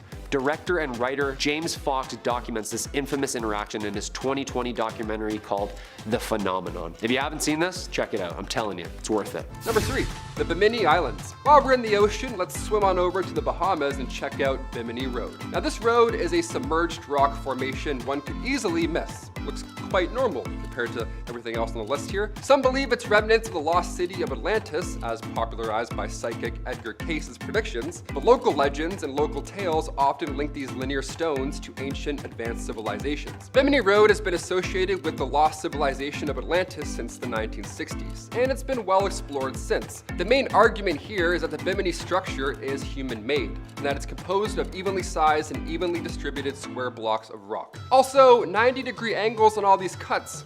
Nature doesn't do that. Nature does not give you 90-degree angles. The blend of mythology and reality around Bimini Road and the fact that it's in the ocean, 3 for 3 right there. It has experts desperate for answers. Number 2, the O'Hare Airport. The O'Hare Airport incident happened at approximately 4:15 p.m. broad daylight on November 7th, 2006. Chicago O'Hare International Airport receives a report that a group of 12 airport employees were witnessing a metallic saucer-shaped craft hovering still over gate C-17. The object was spotted by a ramp employee first, then it was witnessed by pilots, then airline management, and numerous mechanics simultaneously. No air traffic controller saw the object on radar. A completely silent 7-meter dark gray saucer sits. Several witnesses outside the airport also saw the object, ringing up local police and reporting numerous phone-ins describing a disc craft hovering over the airport for numerous minutes without moving. According to another witness, the object then shot straight up through the clouds at high velocity, leaving a clear blue hole in the clouds. According to the Chicago Tribune the next day, the disc was visible for over 5 minutes and was seen by dozens of airport personnel. And coming in at number 1, we have the Tic Tac. November 14th, 2004, 100 miles southwest of San Diego, California, the USS Nimitz Carrier Strike Group, which included the nuclear-powered carrier and missile cruiser the USS Princeton, were conducting a series of drills in the Persian Gulf. Around 2 p.m., 2 FA-18 Super Hornet fighter jets from the Nimitz received an unusual ask to help with a real-time world mission. The Princeton's radar, which had been picking up objects for several days. The Princeton's senior radar screen showed over 100 UAPs in just that week alone buzzing the ships. When noticed one of the objects was flying about 50 meters above the water, Commander David Fravor and the Black Aces Squadron described it as about 40 feet long, shaped like a Tic Tac candy with 0 means of propulsion. Fravor decided to intercept the object at this point, and the object started copying the jet's maneuvers. Impossible by physics standards today. After engaging the UAPs, they vanished, and the strike group remained active, confused, and awaiting disclosure. Yeah, I'd say this encounter is the absolute best proof we have to this day. What do you think? Number 10. Al Worden. American test pilot, engineer, and NASA astronaut Alfred Merrill Worden, the pilot for the Apollo 15 lunar missions in 1971. One of the 24 people that have gone to the moon. Woohoo! He orbited it 74 times. Well, he was the first to even drive a moon car. Worden remained at NASA until 1975, and then it gets a little weird. Recently, on a morning show, they asked Worden, "Why do we keep going back to the moon?" He paused and said, quote, "Survival. Survival of our species." When pressed on aliens, he said, "You know, we are the aliens, right? We just think there's somebody else. We're the ones who came from somewhere else because somebody else had to survive. They got in a little spacecraft and they came here and they landed and they started civilization here. And if you don't believe me, go get books on the ancient Sumerians and see what they have to say about it." End quote. Yeah, that's not terrifying at all, Al. Number 9. Edgar Mitchell. Edgar Dean Mitchell was a US Navy officer, aviator, test pilot, engineer, NASA astronaut, and of course, ufologist. Ufology is the pseudo term for somebody who studies UFOs. I don't think there's like a degree you can just get that in. If so, where? I'm signing up. Just needed a name for it, I guess? I don't know. The lunar module pilot of Apollo 14 in 1971, guy clocked 9 hours working on the moon. He was the 6th person to walk on the moon as well. Mitchell publicly expressed his opinions that he was sure that there were thousands of UFOs recorded since the early 1940s, apparently belonging to other planets. Thousands of them. NBC conducted an interview in 1996. He talked about meeting with officials from 3 different countries who said that they had met ETs in person. Quote, "The evidence for alien contact is very strong and classified by governments who are covering up visitations and the existence of alien bodies, specifically in places like Roswell, New Mexico." Sorry, do you mind if I just see his credentials one more time? Thank you so much. Number 8. James McDivitt. James Alton McDivitt is an American test pilot, Air Force pilot, engineer, and NASA astronaut who flew both in the Gemini and Apollo programs. McDivitt was selected by NASA for the Gemini 4 mission, and in 1965, he saw, filmed, and photographed an object, which approached the Gemini 4 as they were orbiting Earth over Hawaii. Apparently, the UFO had a long arm sticking out of it. Quote, "I was flying with Ed. He was sleeping, we were drifting, when suddenly an object appeared in the window. A cylindrical object, white." The film was then sent back to NASA and reviewed by NASA film technicians in 1975. It looked like a white beer can with a pencil sticking out of it. Yeah, he tried for years to get the word out about the phenomenon, but NASA lost those pictures apparently. Oh, that James, he's a crazy one up there in space with all those degrees he has. What a wacko. Number 7.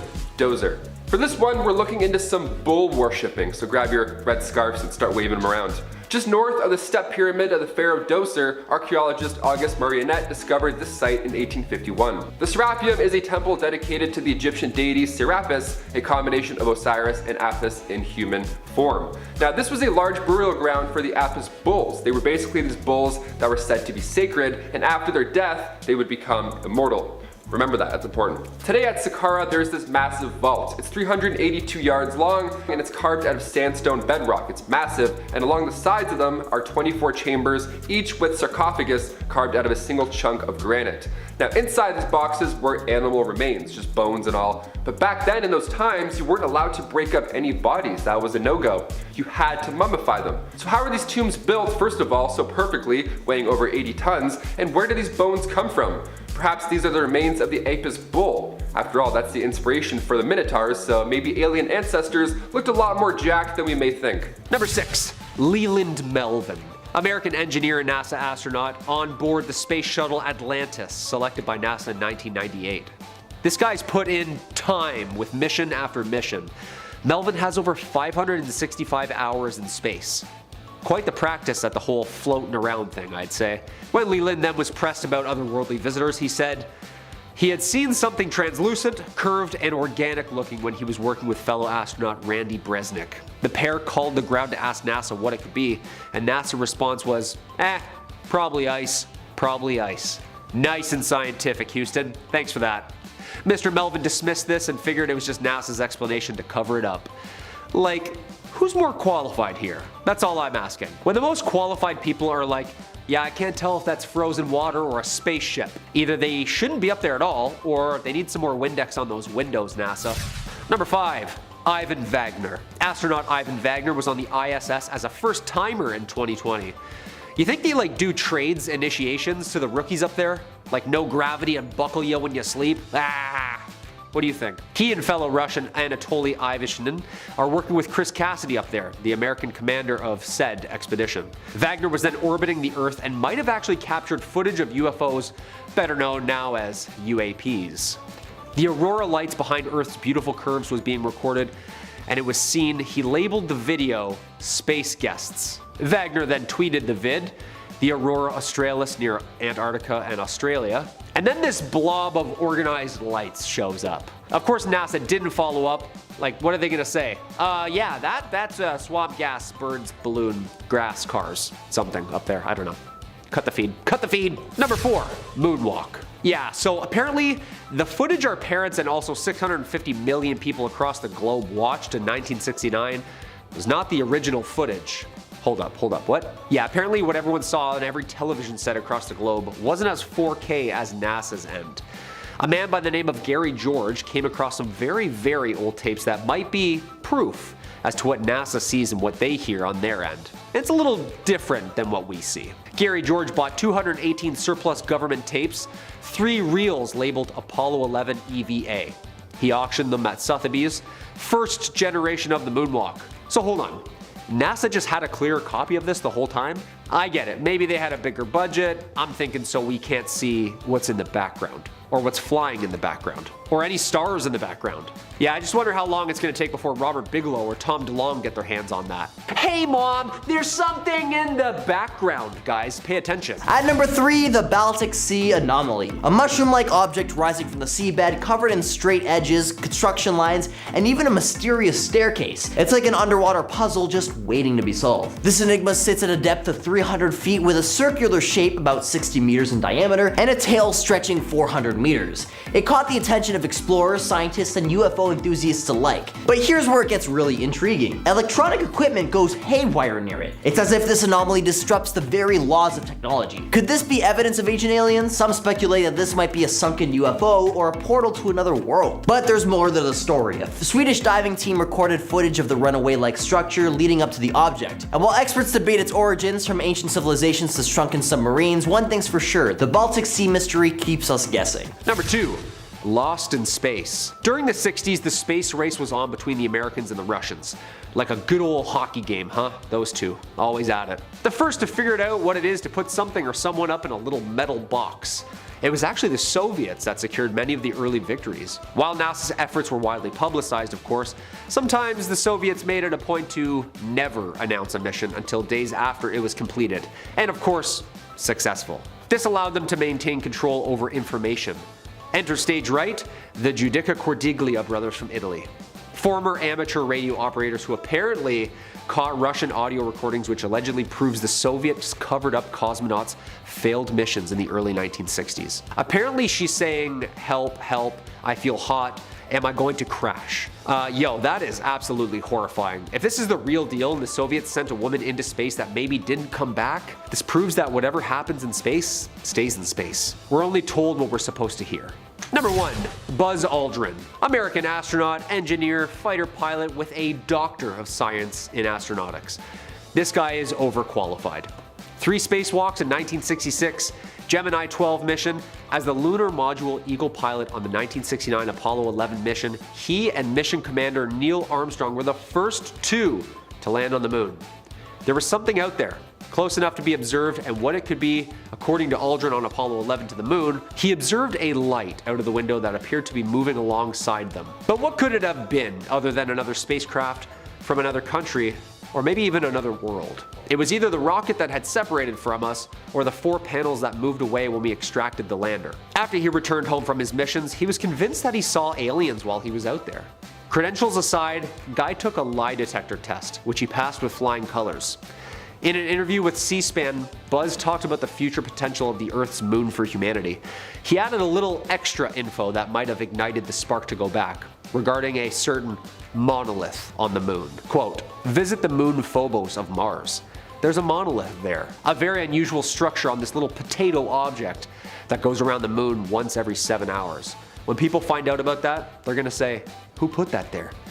Yeah, I'll be the first one, Buzz. Who did put that there? Starting off in our number 10 spot, we have organic material. Just this morning, we received a huge announcement from NASA. Of course, many of us are at least in some way familiar with the Perseverance rover that is currently on Mars digging around in the soil, and recently, this rover has been searching at the site of an ancient river delta, trying to find any clues that might give us insight into the past lives of the planet.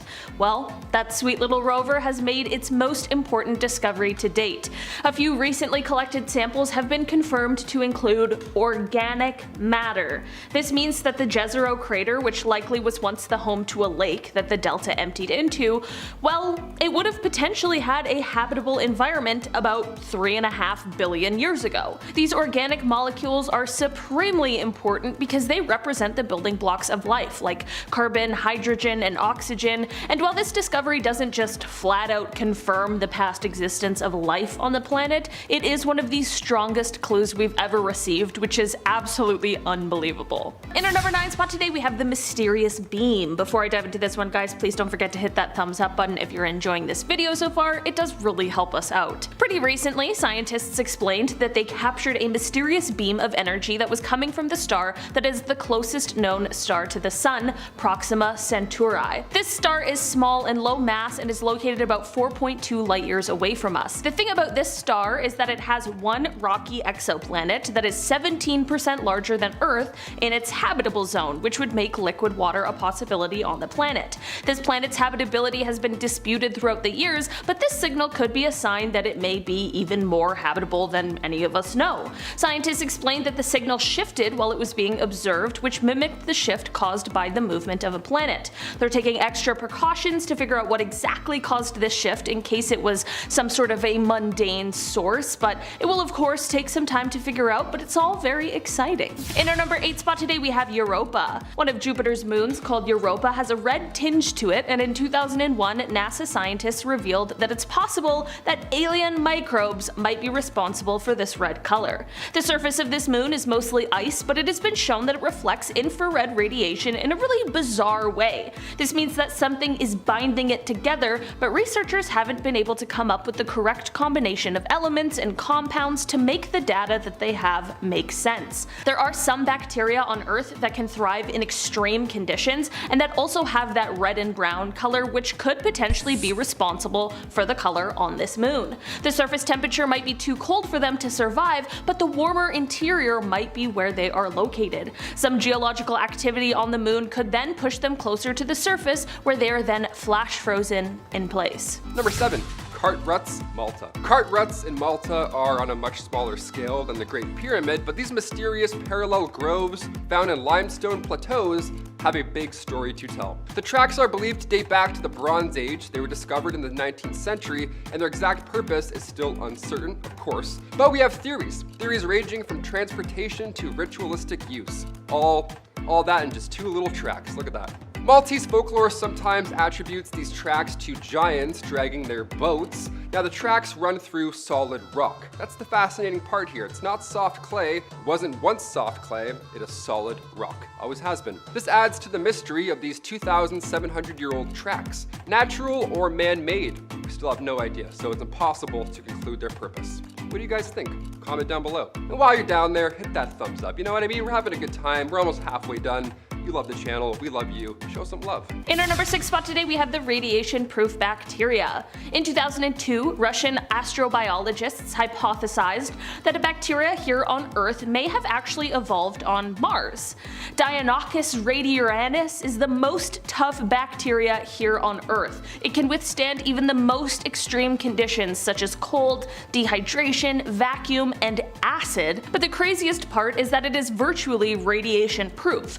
These little microbes can withstand several thousand times the amount of radiation a human can withstand, as well as more radiation than any other bacteria on Earth. You can even find this bacteria on the inside of a nuclear reactor. That's how radiation proof it is. Scientists did an experiment to see how quickly this bacteria could build up a stronger radiation resistance by zapping it with enough radiation to kill 99.9% of it, and then leaving the remaining 0.0% to repopulate before zapping it again and just repeating the process. It was concluded that it would have taken E. coli thousands and thousands of rounds to build up the same resistance that this hardy bacteria did in only 44 rounds. With this experiment, and based on the dose of radiation they gave each bacteria, it would take millions and millions of years to get even close to the amount of radiation they gave this bacteria in one cycle. Since Earth just doesn't carry that amount of radiation, it has led some scientists to speculate that since Mars is virtually now unprotected and receives extremely high amounts of radiation, these bacteria may have evolved on Mars and gained their resistance in just a few 100,000 years, and then they may have been flung off Mars by an asteroid and then brought to Earth on meteorites. In our number 5 spot today we have Enceladus. Enceladus used to be thought of as basically just an icy snowball floating around in space, or as a small moon of Saturn with a diameter of 502 kilometers, but as it turns out, this small moon might hold some pretty amazing potential.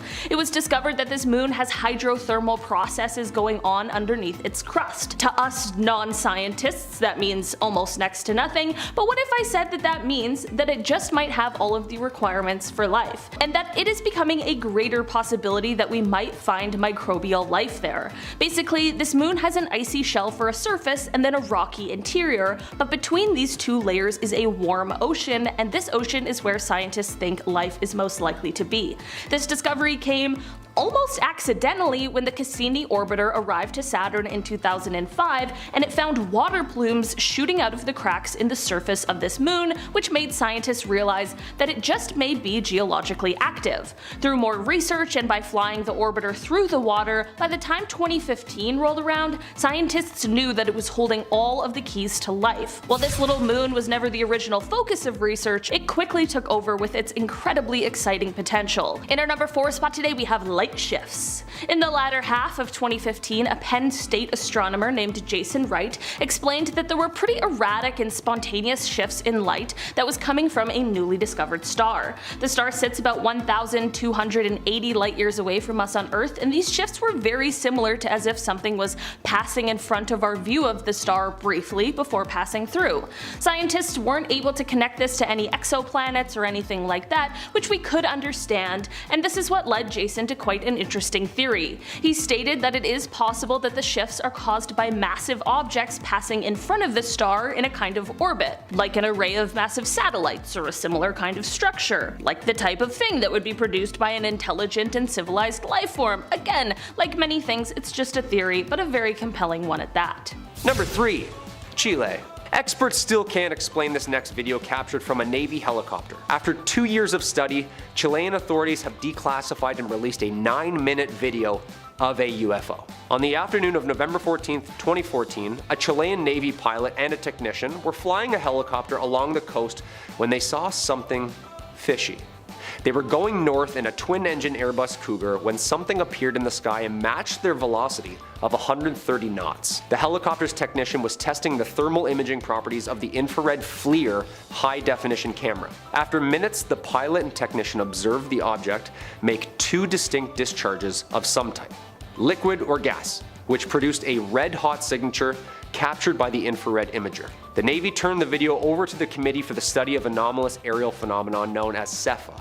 This is the Chilean government group that investigates UFO sightings. I guess the 6th observable is if you see a UFO fart, because yeah, that's clearly a fart, you know? In our number 2 spot today we have the bacterial experiment. On Earth, most living creatures require oxygen to live, but the problem with a lot of planets is that there's far more hydrogen and helium. Last year, scientists decided to take 2 different bacteria. One was E. coli, which can be found in the guts of humans, and ordinary yeast, which is used in things like bread and beer. With these 2 bacteria, they tried to see if they could live in different environments. When placed within flasks that contained either pure hydrogen or pure helium, they still managed to grow, just at a slower pace. This evidence goes to show that there might be living organisms that we haven't found yet because we are looking in the wrong places. In our number 1 spot today we have the Venus cloud. Last year in September of 2020, astrobiologists everywhere were excited and skeptical of some new potential evidence that had been found in the upper clouds of Venus. Firstly, can we just take a second to really think about how cool of a job an astrobiologist has? Anyway, the new findings were pointing to the potential of the presence of phosphine in these clouds. Phosphine is rare and usually a poisonous gas that on Earth is basically always met with the presence of living organisms. Venus hasn't really been the top of the list of choices for finding potential life due to its surface temperature and pressure in the sulfuric acid clouds, but this evidence could prove to say something otherwise. Two separate telescopes were able to pick up the signatures of phosphine in a cloud that had a similar temperature and pressure to Earth, and while this isn't concrete evidence of space bugs, it will at least be a reminder that we should continue looking for life even in the most unlikely places.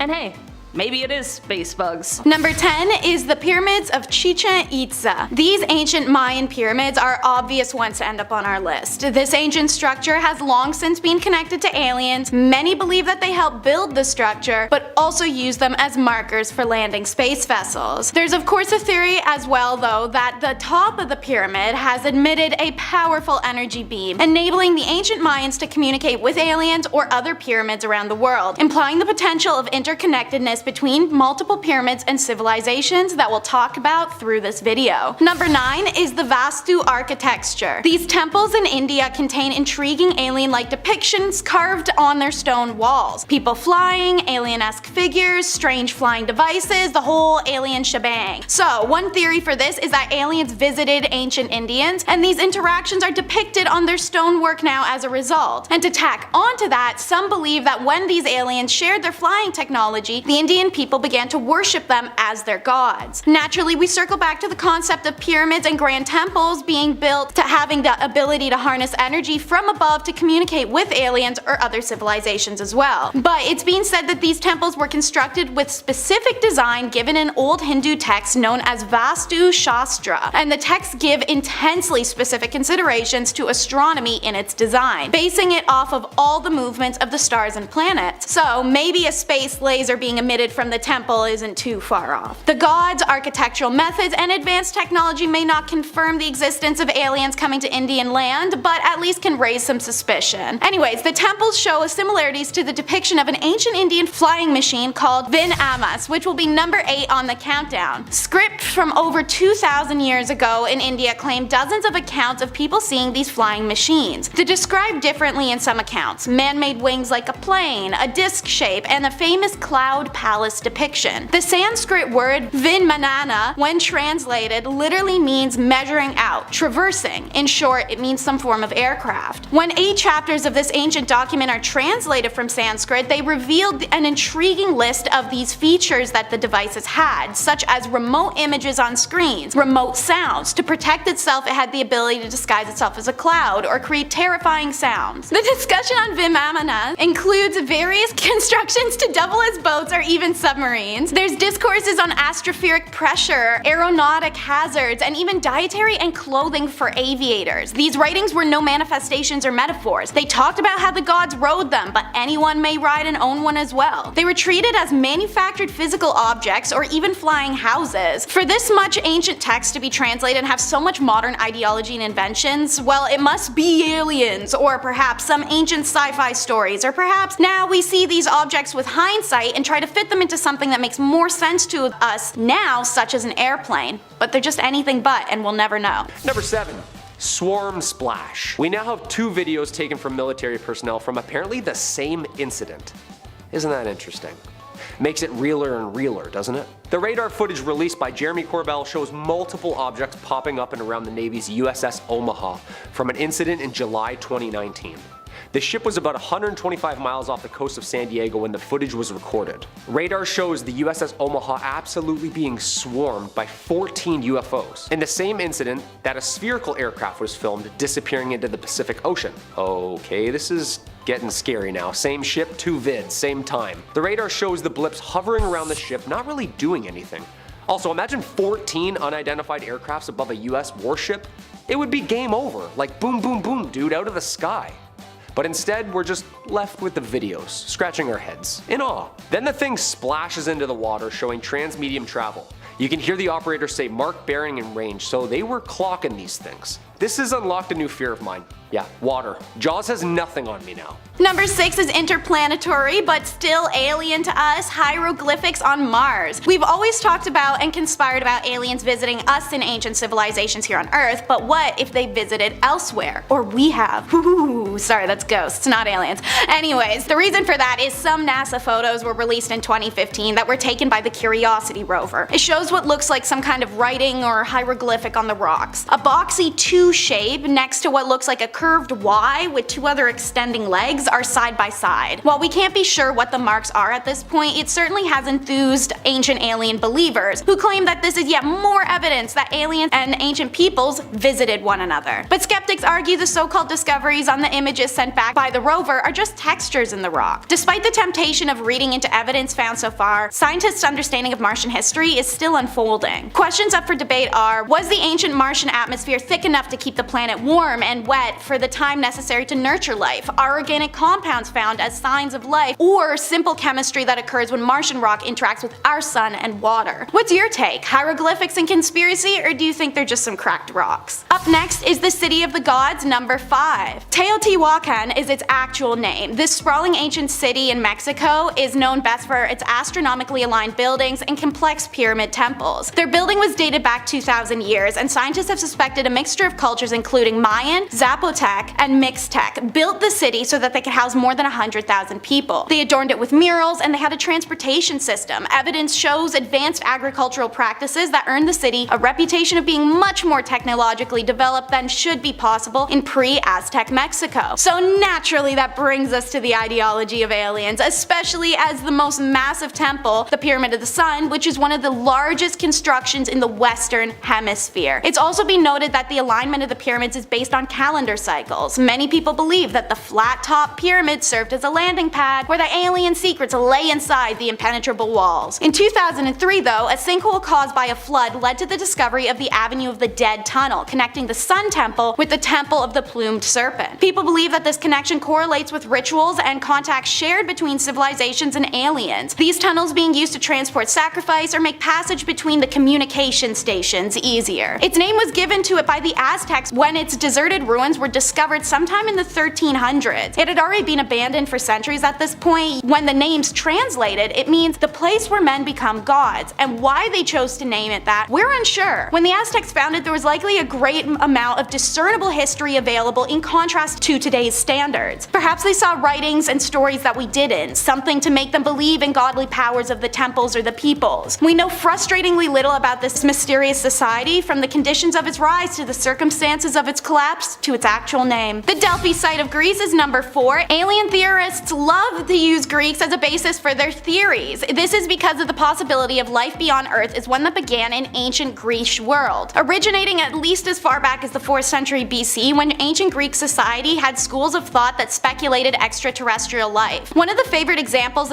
is Delphi, Greece, where the stone masonry is eerily similar to that of Sacsayhuamán in Peru, which is believed to be a site of alien intervention. This was also the famous site of the Oracle of Delphi, a prophetic woman who would reside in the temple of Parnassus. She was rumored to have sat on a golden tripod over a fissure in limestone where she could breathe in the breath of Apollo and communicate with invisible forces. What she was breathing in, we aren't sure. According to toxologist Henry Spiller, both of the ways an oracle's vision would occur, either peaceful and slow or erratic and barely legible, are symptoms associated with inhalation of hydrocarbon gases, aka she could have just been zooted. But with the architecture as a star, alienologists jumped to say that this perhaps too could have truly been alien communication. The oracle was said to be possessed by Apollo in order to be asked prophetic questions about upcoming war, political actions, theories of life, and more. What if it wasn't Apollo, but rather she was channeling alien messages through an unconscious state, that the fissure had been a beam of alien power going into her? Maybe that explains why Delphi, Greece is considered one of the 3 major UFO sighting hotbeds in Greece. In fact, on June 3rd of 2012, this picture was taken and posted on a UFO forum, claiming the image to contain a UFO. What do you think? Faux or fact? Number 3.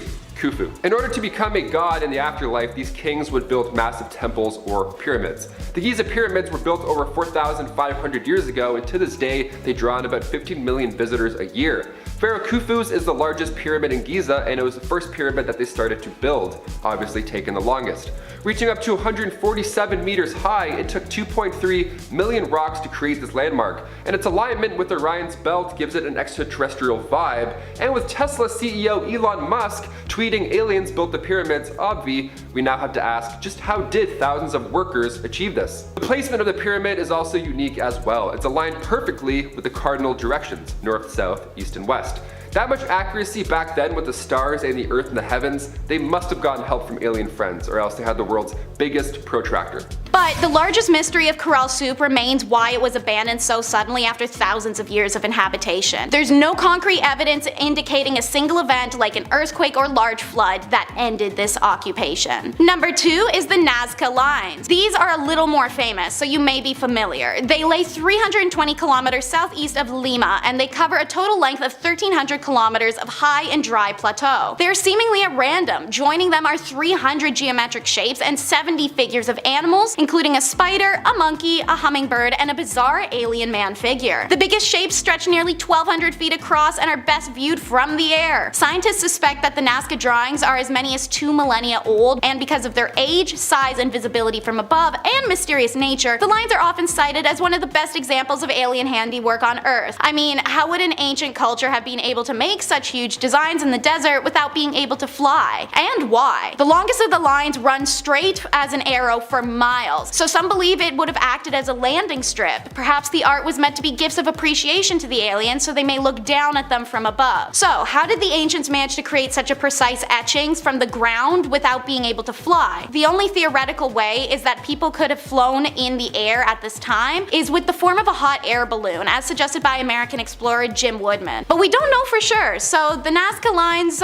remain a fascinating enigma. But the explanation for how the Nazca Lines were physically created is quite simple. They're called geoglyphs. These enigmatic designs are made by removing the top rust-colored layer of rocks and exposing the bright white sand underneath. And for number 1, let's investigate the Sardinian giant. The Mediterranean's most important archaeological discovery of the 20th century was a complete accident and also unearthed a creepy conspiracy. When farmers are plowing their fields in 1974 in central Cabras, they hit something. That something turned out to be 5,000 fragments that underwent a painstaking and lengthy reconstruction process to form gigantic statues. 16 boxers, 6 archers, and 6 warriors. This colossal army of 26 statues has a height of 8 feet 2 inches and weigh an average of 880 pounds each. Each figure was carved from one limestone block alone. They have highly stylized features such as triangular faces, T-shaped eyebrows and noses, and their most distinctive features are their eyes. They're represented by large round circles that stare straight ahead and right into your soul. I imagine if they weren't built to be intimidating, they were anyways. Every photo I've seen feels like they see through you. This is one of the aspects that give the statues an alien look, fueling alternative theories about the ancient astronauts. What is certain is that the giants are surrounded by an aura of legend since their discovery, as they belong to the mysterious Nuragic civilization, which very little is known of. The lands of Sardinia are also dotted with their tombs, which are called tombs of giants. Why? Because they're huge! The burial chambers are 65 to 98 feet in length and 7 to 10 feet deep, and according to the various inhabitants of nearby cities, very large bones were found in the countryside surrounding their village. Some claim that they belong to men up to 11 feet tall. Legendary painter Muscus himself found the remains of a giant skeleton in a cave in 1972, when he was still a child, and made one of these claims himself. Interviewed repeatedly by journalists, locals stand by that any giant skeletons that have shown up or been shown to authorities or the experts when they are found almost always disappeared into thin air the next day. Sometimes, so did the finder. We're starting off the countdown with the familiar Nazca Lines. We've talked about them in some of our other alien videos as well as ancient art videos, so you may know what I'm referring to. These are the best known geoglyphs in the world and were made sometime between the 200 BC and 800 AD point. They're more than 800 feet long white line work etched into the Peruvian desert, the longest running straight for over a mile. They're alongside 300 some odd shapes and 70 figures and animals. The biggest shapes stretch nearly 1,200 feet across and are best viewed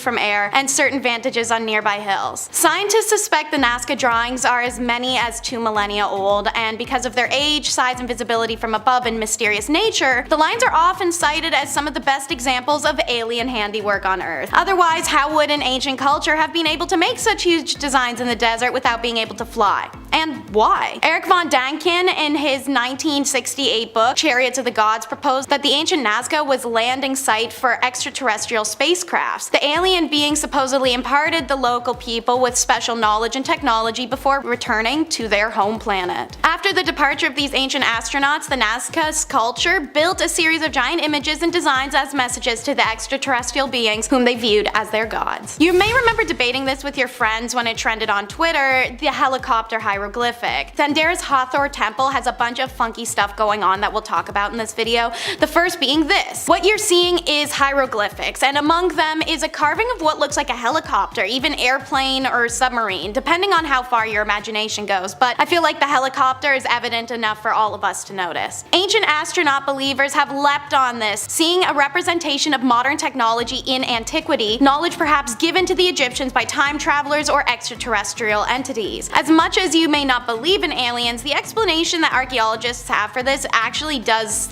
suck. They're trying to pitch things like hieroglyphics depicting modern technology as an example of pareidolia, our tendency to perceive a pattern and meaning that isn't actually there. Because predicting a helicopter specifically exactly how it would look to a T is just a normal pattern recognition stuff. Usually, pareidolia is perceiving a human face in the tree, not predicting a whole-scale invention. One viable argument, however, is in ancient Egypt it was common for hieroglyphics to be recarved over time, especially when a new pharaoh came into power. Digital imaging has shown that these carvings are overlaid, one original from the reign of Seti I and was remade for the reign of Ramses II. So, archaeologists believe that the plaster used to cover the Seti I inscription eroded over time, which led to the appearance of a single combined image. What do you think? And while we're inside Dendera, watch your step because the melted stone staircase is here. Maybe not necessarily a hieroglyphic or a petroglyph, but it's altered stone and people associated with aliens, so it fits my parameters, make it work for yours. This is the Temple of Hathor. Look at that beauty. This site in Dendera is an option for travelers who want to take a honeymoon somewhere unexpected. Intricate figures and finely carved hieroglyphics haven't lost their charm over the years on young lovers. Now this is one of the staircases that leads out to the roof of the iconic Temple of Hathor at Dendera. It's built in pure granite and sandstone during the Ptolemaic rule around 300 BC. Yet the stone steps appear to be melted, and it's hard to imagine what could have managed to melt solid stone steps, seeing as the temperature needed to melt solid marble is 1339 Celsius. It is believed that some of Dendera was built over another pre-existing site, as we know the priests would use this staircase to access the shrine of Hathor on the temple roof. The images on the walls on either side of this passageway even depict the line of priests who are carrying offerings up this shrine. Ancient alien believers theorized that the temple roofs were used to communicate with aliens that Egyptians worshipped as gods, and it could also be the reason that the stairs are melted. Perhaps it's the result of an alien landing or technology. Maybe the temple was built on a powerful alien site and the melted action is a result of that, or of an alien device once stored in this mighty and godly temple. Who knows? Number 7. Parked alien. Okay, when I first opened this link, I jumped. So just a heads up, you got a creepy alien face coming in 3, 2, 1.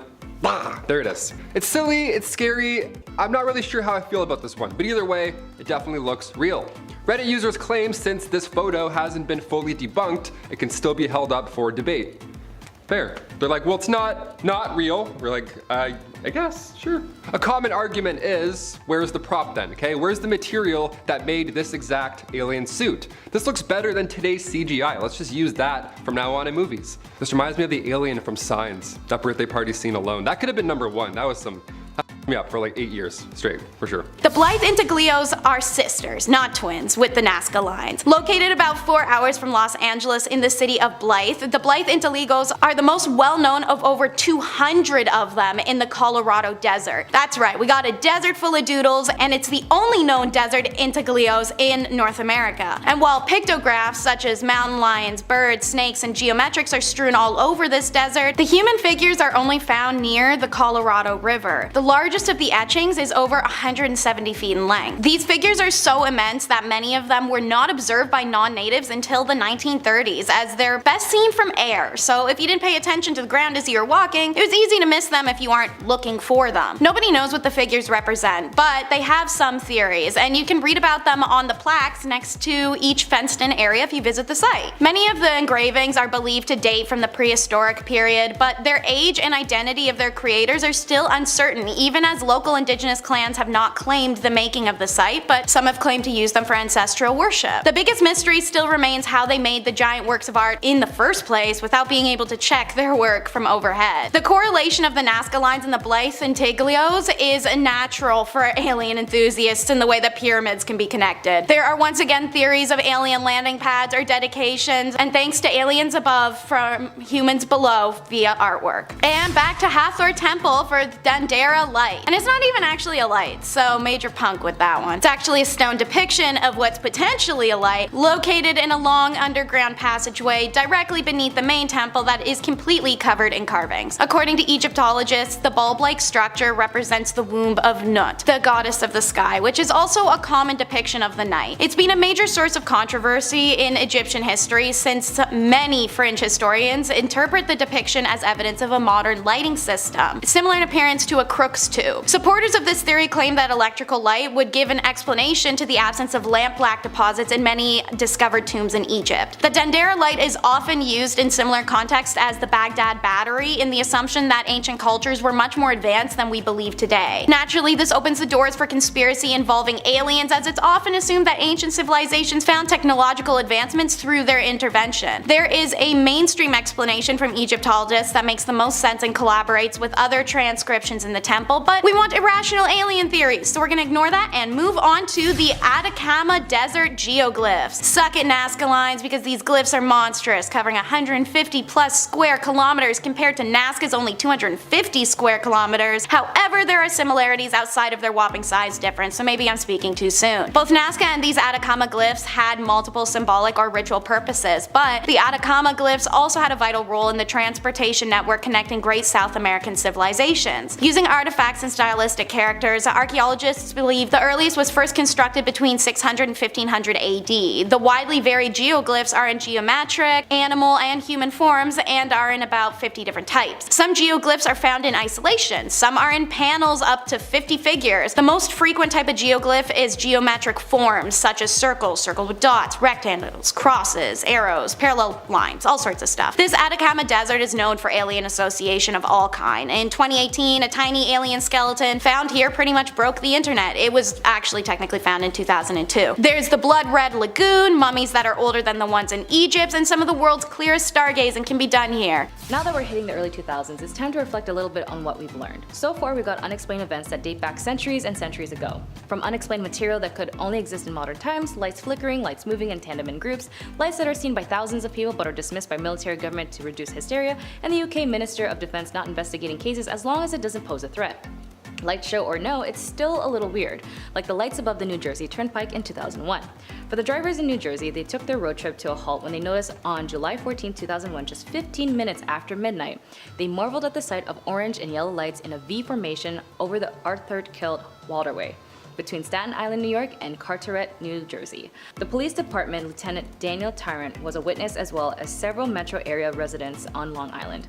Air traffic controllers initially denied that any airplanes, military jets, or spacecraft were responsible for the lights, but a group known as NYSPI, or New York Strange Phenomena Investigators, claimed to receive an FAA radar data that basically verifies that it being a UFO sighting that night. Next up is the Carlisle Screamer. You may recall the Carlisle from the Top 10 Ancient Alien Discoveries That Will Confuse You video. These ruins are the oldest ruins of the oldest civilization in all of South America. The site dates back 4,000, even 5,000 years, making it one of the oldest cities in the world. This site consists of 6 stone pyramids that were found next to large amphitheaters, ceremonial rooms, altars, and many other structures. And after excavation started on this site in 2001, there was a lot to discover, such as treasures, history, and lore. And just half-mile southwest at the city's pyramids and mounds, the Carlisle Screamer. Notice the D-shaped head and its large gaping mouth with wild raked hair. The facial features include a sliced half nose and sagging almond-shaped eyes. Its mouth appears to be open in a horrified screech. This geoglyph is similar to the screaming, bleeding figures found etched into stone walls at the site called Senchana in Casma Valley, 150 miles to the north. But like those, it's unclear what this petroglyph means. It is believed to have been constructed around the same time as Carlisle and have been associated to a nearby ceremonial site. Many wonder how this face was made, similar to the Nazca and Blythe lines, without any vantage point. And for what purpose? This is far less easy to brush off as ceremonial than something like patterns, squiggles, and lines. Unfortunately, Corral Sioux history is mostly lost, as is its civilization. However, it's drawn lots of alien attention, as lots of temples are built at the 450 AD point. Its circular formation is similar to many others. It's been assumed to have a landing pad of sorts, and there is belief that astronomically it's connected to sites nearby. And the last on our list is the alien art of Chhattisgarh. I'm sorry if I say that wrong. These paintings are vividly red and in remarkable condition. Located about 130 km from Raipur, the caves come under the Villa Chandelier and Gotatolia land in India. Extensive research is needed for further findings. Chhattisgarh and its surrounding areas presently doesn't have any such experts on prehistoric or archaeological findings who could give clarity on subject, so it's about patiently waiting for that access. In the meantime, however, there are several beliefs about paintings among locals in the villages. While a few worship the paintings, others narrate stories that they've heard from ancestors about Rohilla people, aka the small-sized ones, who used to land from the sky in a round-shaped flying object and take away one or two persons of the village who never returned. Could be onto something. There is a cave painting depicting a craft with fan-like antenna and 3 legs for a vehicle stand, but that could just be a coincidence. The paintings are done in natural colors, and the paints have hardly faded despite the years. The strangely carved figures are seen holding weapon-like objects and don't have clear features, oftentimes missing a nose and mouth. Some pictures it appears that the people are even wearing a form of spacesuit, to which archaeologist J.R. Bagard replies, "We can't refute the possibility of imagination by prehistoric men. Humans usually fancy such things." He continues to say that art depictions are similar to that of aliens seen in Hollywood and Bollywood, adding that the findings suggest that humans in prehistoric times may have seen or imagined things from other planets, which creates curiosity among the peoples and the researchers. At number 10 are the blocks of Puma Punku. Nestled in the high Bolivia Andes, this temple complex is more than just ancient architecture. Some believe it to be a cosmic connection to extraterrestrial visitors. Imagine this, massive stones weighing up to a mind-boggling 131 tons move to a jaw-dropping altitude of 12,800 feet with no trees cut down for help. How did ancient humans accomplish this feat over a millennium ago? And the precision cuts on these stones, they're so perfect, it's like they were sculpted by otherworldly hands. Could these intricate marvels be evidence of ancient aliens lending a hand? The tools used remain a baffling enigma. Were our ancestors more advanced than we thought? Puma Punku leaves us pondering whether otherworldly assistance played a part in shaping human history. So is Puma Punku ultimate proof of extraterrestrial involvement? Let me know what you guys think down in the comments. And if you're liking the video so far, you can support this channel by pressing like, subscribing to Bumblebee, and ringing that notification bell. At number 9, UFOs in ancient Japan. This is a mind-boggling discovery that might just rewrite Japan's ancient history. Ancient tiles inscribed with what looks like to be kanju characters have been found at Asukadera, Japan's first Buddhist temple. But here's where it gets intriguing. One of these titles bears the character of flight, and also has an initial character Asuka in the temple's name. Coincidence, or is it a cosmic connection left by ancient aliens? And hold on, we've got more. Pyramid-like structures, unusual stones, an intricate star chart found in the Kitira tomb, featuring constellations of celestial movements unlike anything of its time. Is it possible that aliens could have shared their cosmic knowledge with our ancestors, shaping Japan's history and leaving behind astonishing evidence? Is it possible that we're looking at the fingerprints of ancient aliens in Japan's past? Feel free to hash it out down in the comments. At number 8 are the flying temples. The Vimana are ancient flying machines that might be evidence of ancient aliens. Imagine a world where high-tech aircraft roam the skies, but 4,000 years ago. Meet David W. Davenport, a researcher who connected the dots between scancer text and advanced technology. See, he hinted at ancient aircraft reconstruction of Vimana with clues hidden in the past. A city called Mohenjo-Daro was wiped out in an explosion that could have been nuclear. Davenport's work also points to a manual of aeronautics, the Vimanika Astrasha, describing electric motors and more. But language is a barrier. Imagine explaining smartphones to folks from the 18th century. They'd be baffled. See, Davenport faced the same challenge, decoding terms like gooseneck and whiskers. It's like a futuristic scholar trying to make us grasp their advanced tech using unfamiliar words. Could Vimanas be the link to ancient aliens? Well, the puzzle is complex, like deciphering ancient code. The truth might be out there waiting for us to connect the dots. Number 7. Sumeria. The Sumerians are a fascinating culture and one of the earliest known to settle in the Indus Valley, the so-called cradle of civilization. The Sumerians are thought to potentially be West Asians who walked from the Hindu Kush or Ganges Plateau, or fishermen from the eastern Arabian littorals, or perhaps they were even from North Africa. Wherever they came from, the Sumerians would make numerous incredible technological advancements. They invented the plow, irrigation, saws, other tools, and much more. This more advanced agriculture also allowed the Sumerians to develop a food surplus, which led to the first concepts of trade and taxation. Writing was then developed to record trade and storage records, and arithmetic, geometry, and commercial production would grow and flourish into being. There are a vast number of complex reasons and variables that led to the Sumerians achieving all of these discoveries first. Or, maybe it was aliens who taught them how to write. At number 6 is the Treasury at Petra. Built in the 1st century BC, this masterpiece stands as a baffling anomaly in architectural history. Its design, unlike anything in the region, hints at the possibility of ancient alien influence. It's a structure carved into the cliffs defying norms of its era. Could it be that extraterrestrial architects lent their expertise? And what is its purpose? Well, it's a cosmic mystery. Could the Treasury have served as a cosmic message or repository for advanced knowledge? As we admire this enigma, we're left wondering if the Treasury Petra is not just some monument to human creativity, but a celestial connection to the unknown. At number 5 are the Dagu figurines. These enigmatic figurines with their distinctive large goggle-like eyes has puzzled scholars and raised an eyebrow or two. While mainstream thinking suggests that they're tied to religious and shamanic practices, let's take a moment to entertain a more out-of-this-world idea. Imagine a scenario where the Jaman people had contact with advanced extraterrestrial beings. These figurines might be artistic attempts to capture their appearance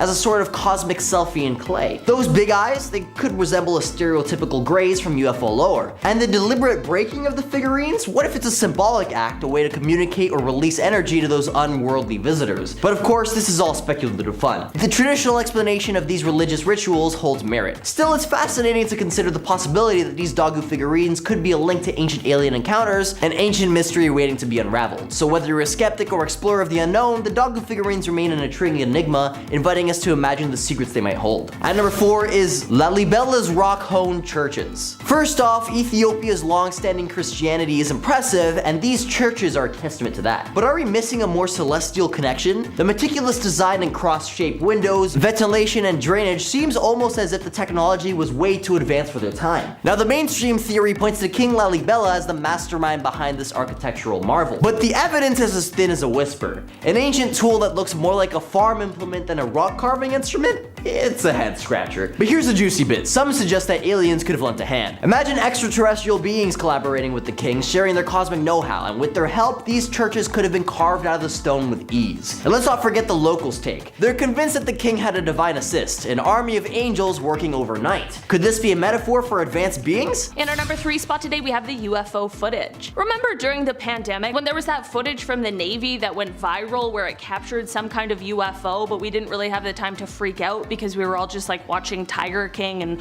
wondering what the hell was going on and when we could go outside again? Well, let's freak out about it now, because what the heck was captured on those videos? The US Navy released footage a few years ago where they had captured video of some sort of wingless aircraft that was traveling at hypersonic speeds. Of course, people are wary to believe that this is a true sign of alien life and alien visitors, but the thing is, we simply just don't really know what it is. We know it's not something that is known to us yet, so this definitely could be a sign of some sort of alien life. I guess we'll just have to wait and see. But hey, if the Navy's worried, so am I. At number 2 is Nan Madol. Nan Madol is an abandoned megalithic city that defies our understanding of ancient capabilities. Over 100 artificial islands spread across a lagoon, held together by mortar, but by the precise placement and sheer weight of the colossal stone columns. Now here's the twist. According to local legends, gigantic birds were responsible for moving these massive stones. But let's peel back the layers of myth and uncover a more unconventional idea. What if these tales hinted the involvement of advanced beings, perhaps ancient aliens, who gifted our ancestors with knowledge and technology beyond their time? And at number 1, the Borobudur Temple. This ancient marvel nestled in Indonesia boasts an intricate design that has left historians and archaeologists scratching their heads. Constructed by the Shailendra dynasty in the 8th century, this colossal Buddhist temple is a testament to human skill and dedication. speculation. However, the sheer scale and complexity of this construction have led some to wonder, could there have been an extraterrestrial touch involved? Now here's the twist. The temple's original design was altered mid-construction due to fears of collapse. But what if this change wasn't just about stability? What if there was an extraterrestrial influence guiding those adjustments? Moreover, the temple's resemblance to Mendiola, the symbol of cosmic harmony,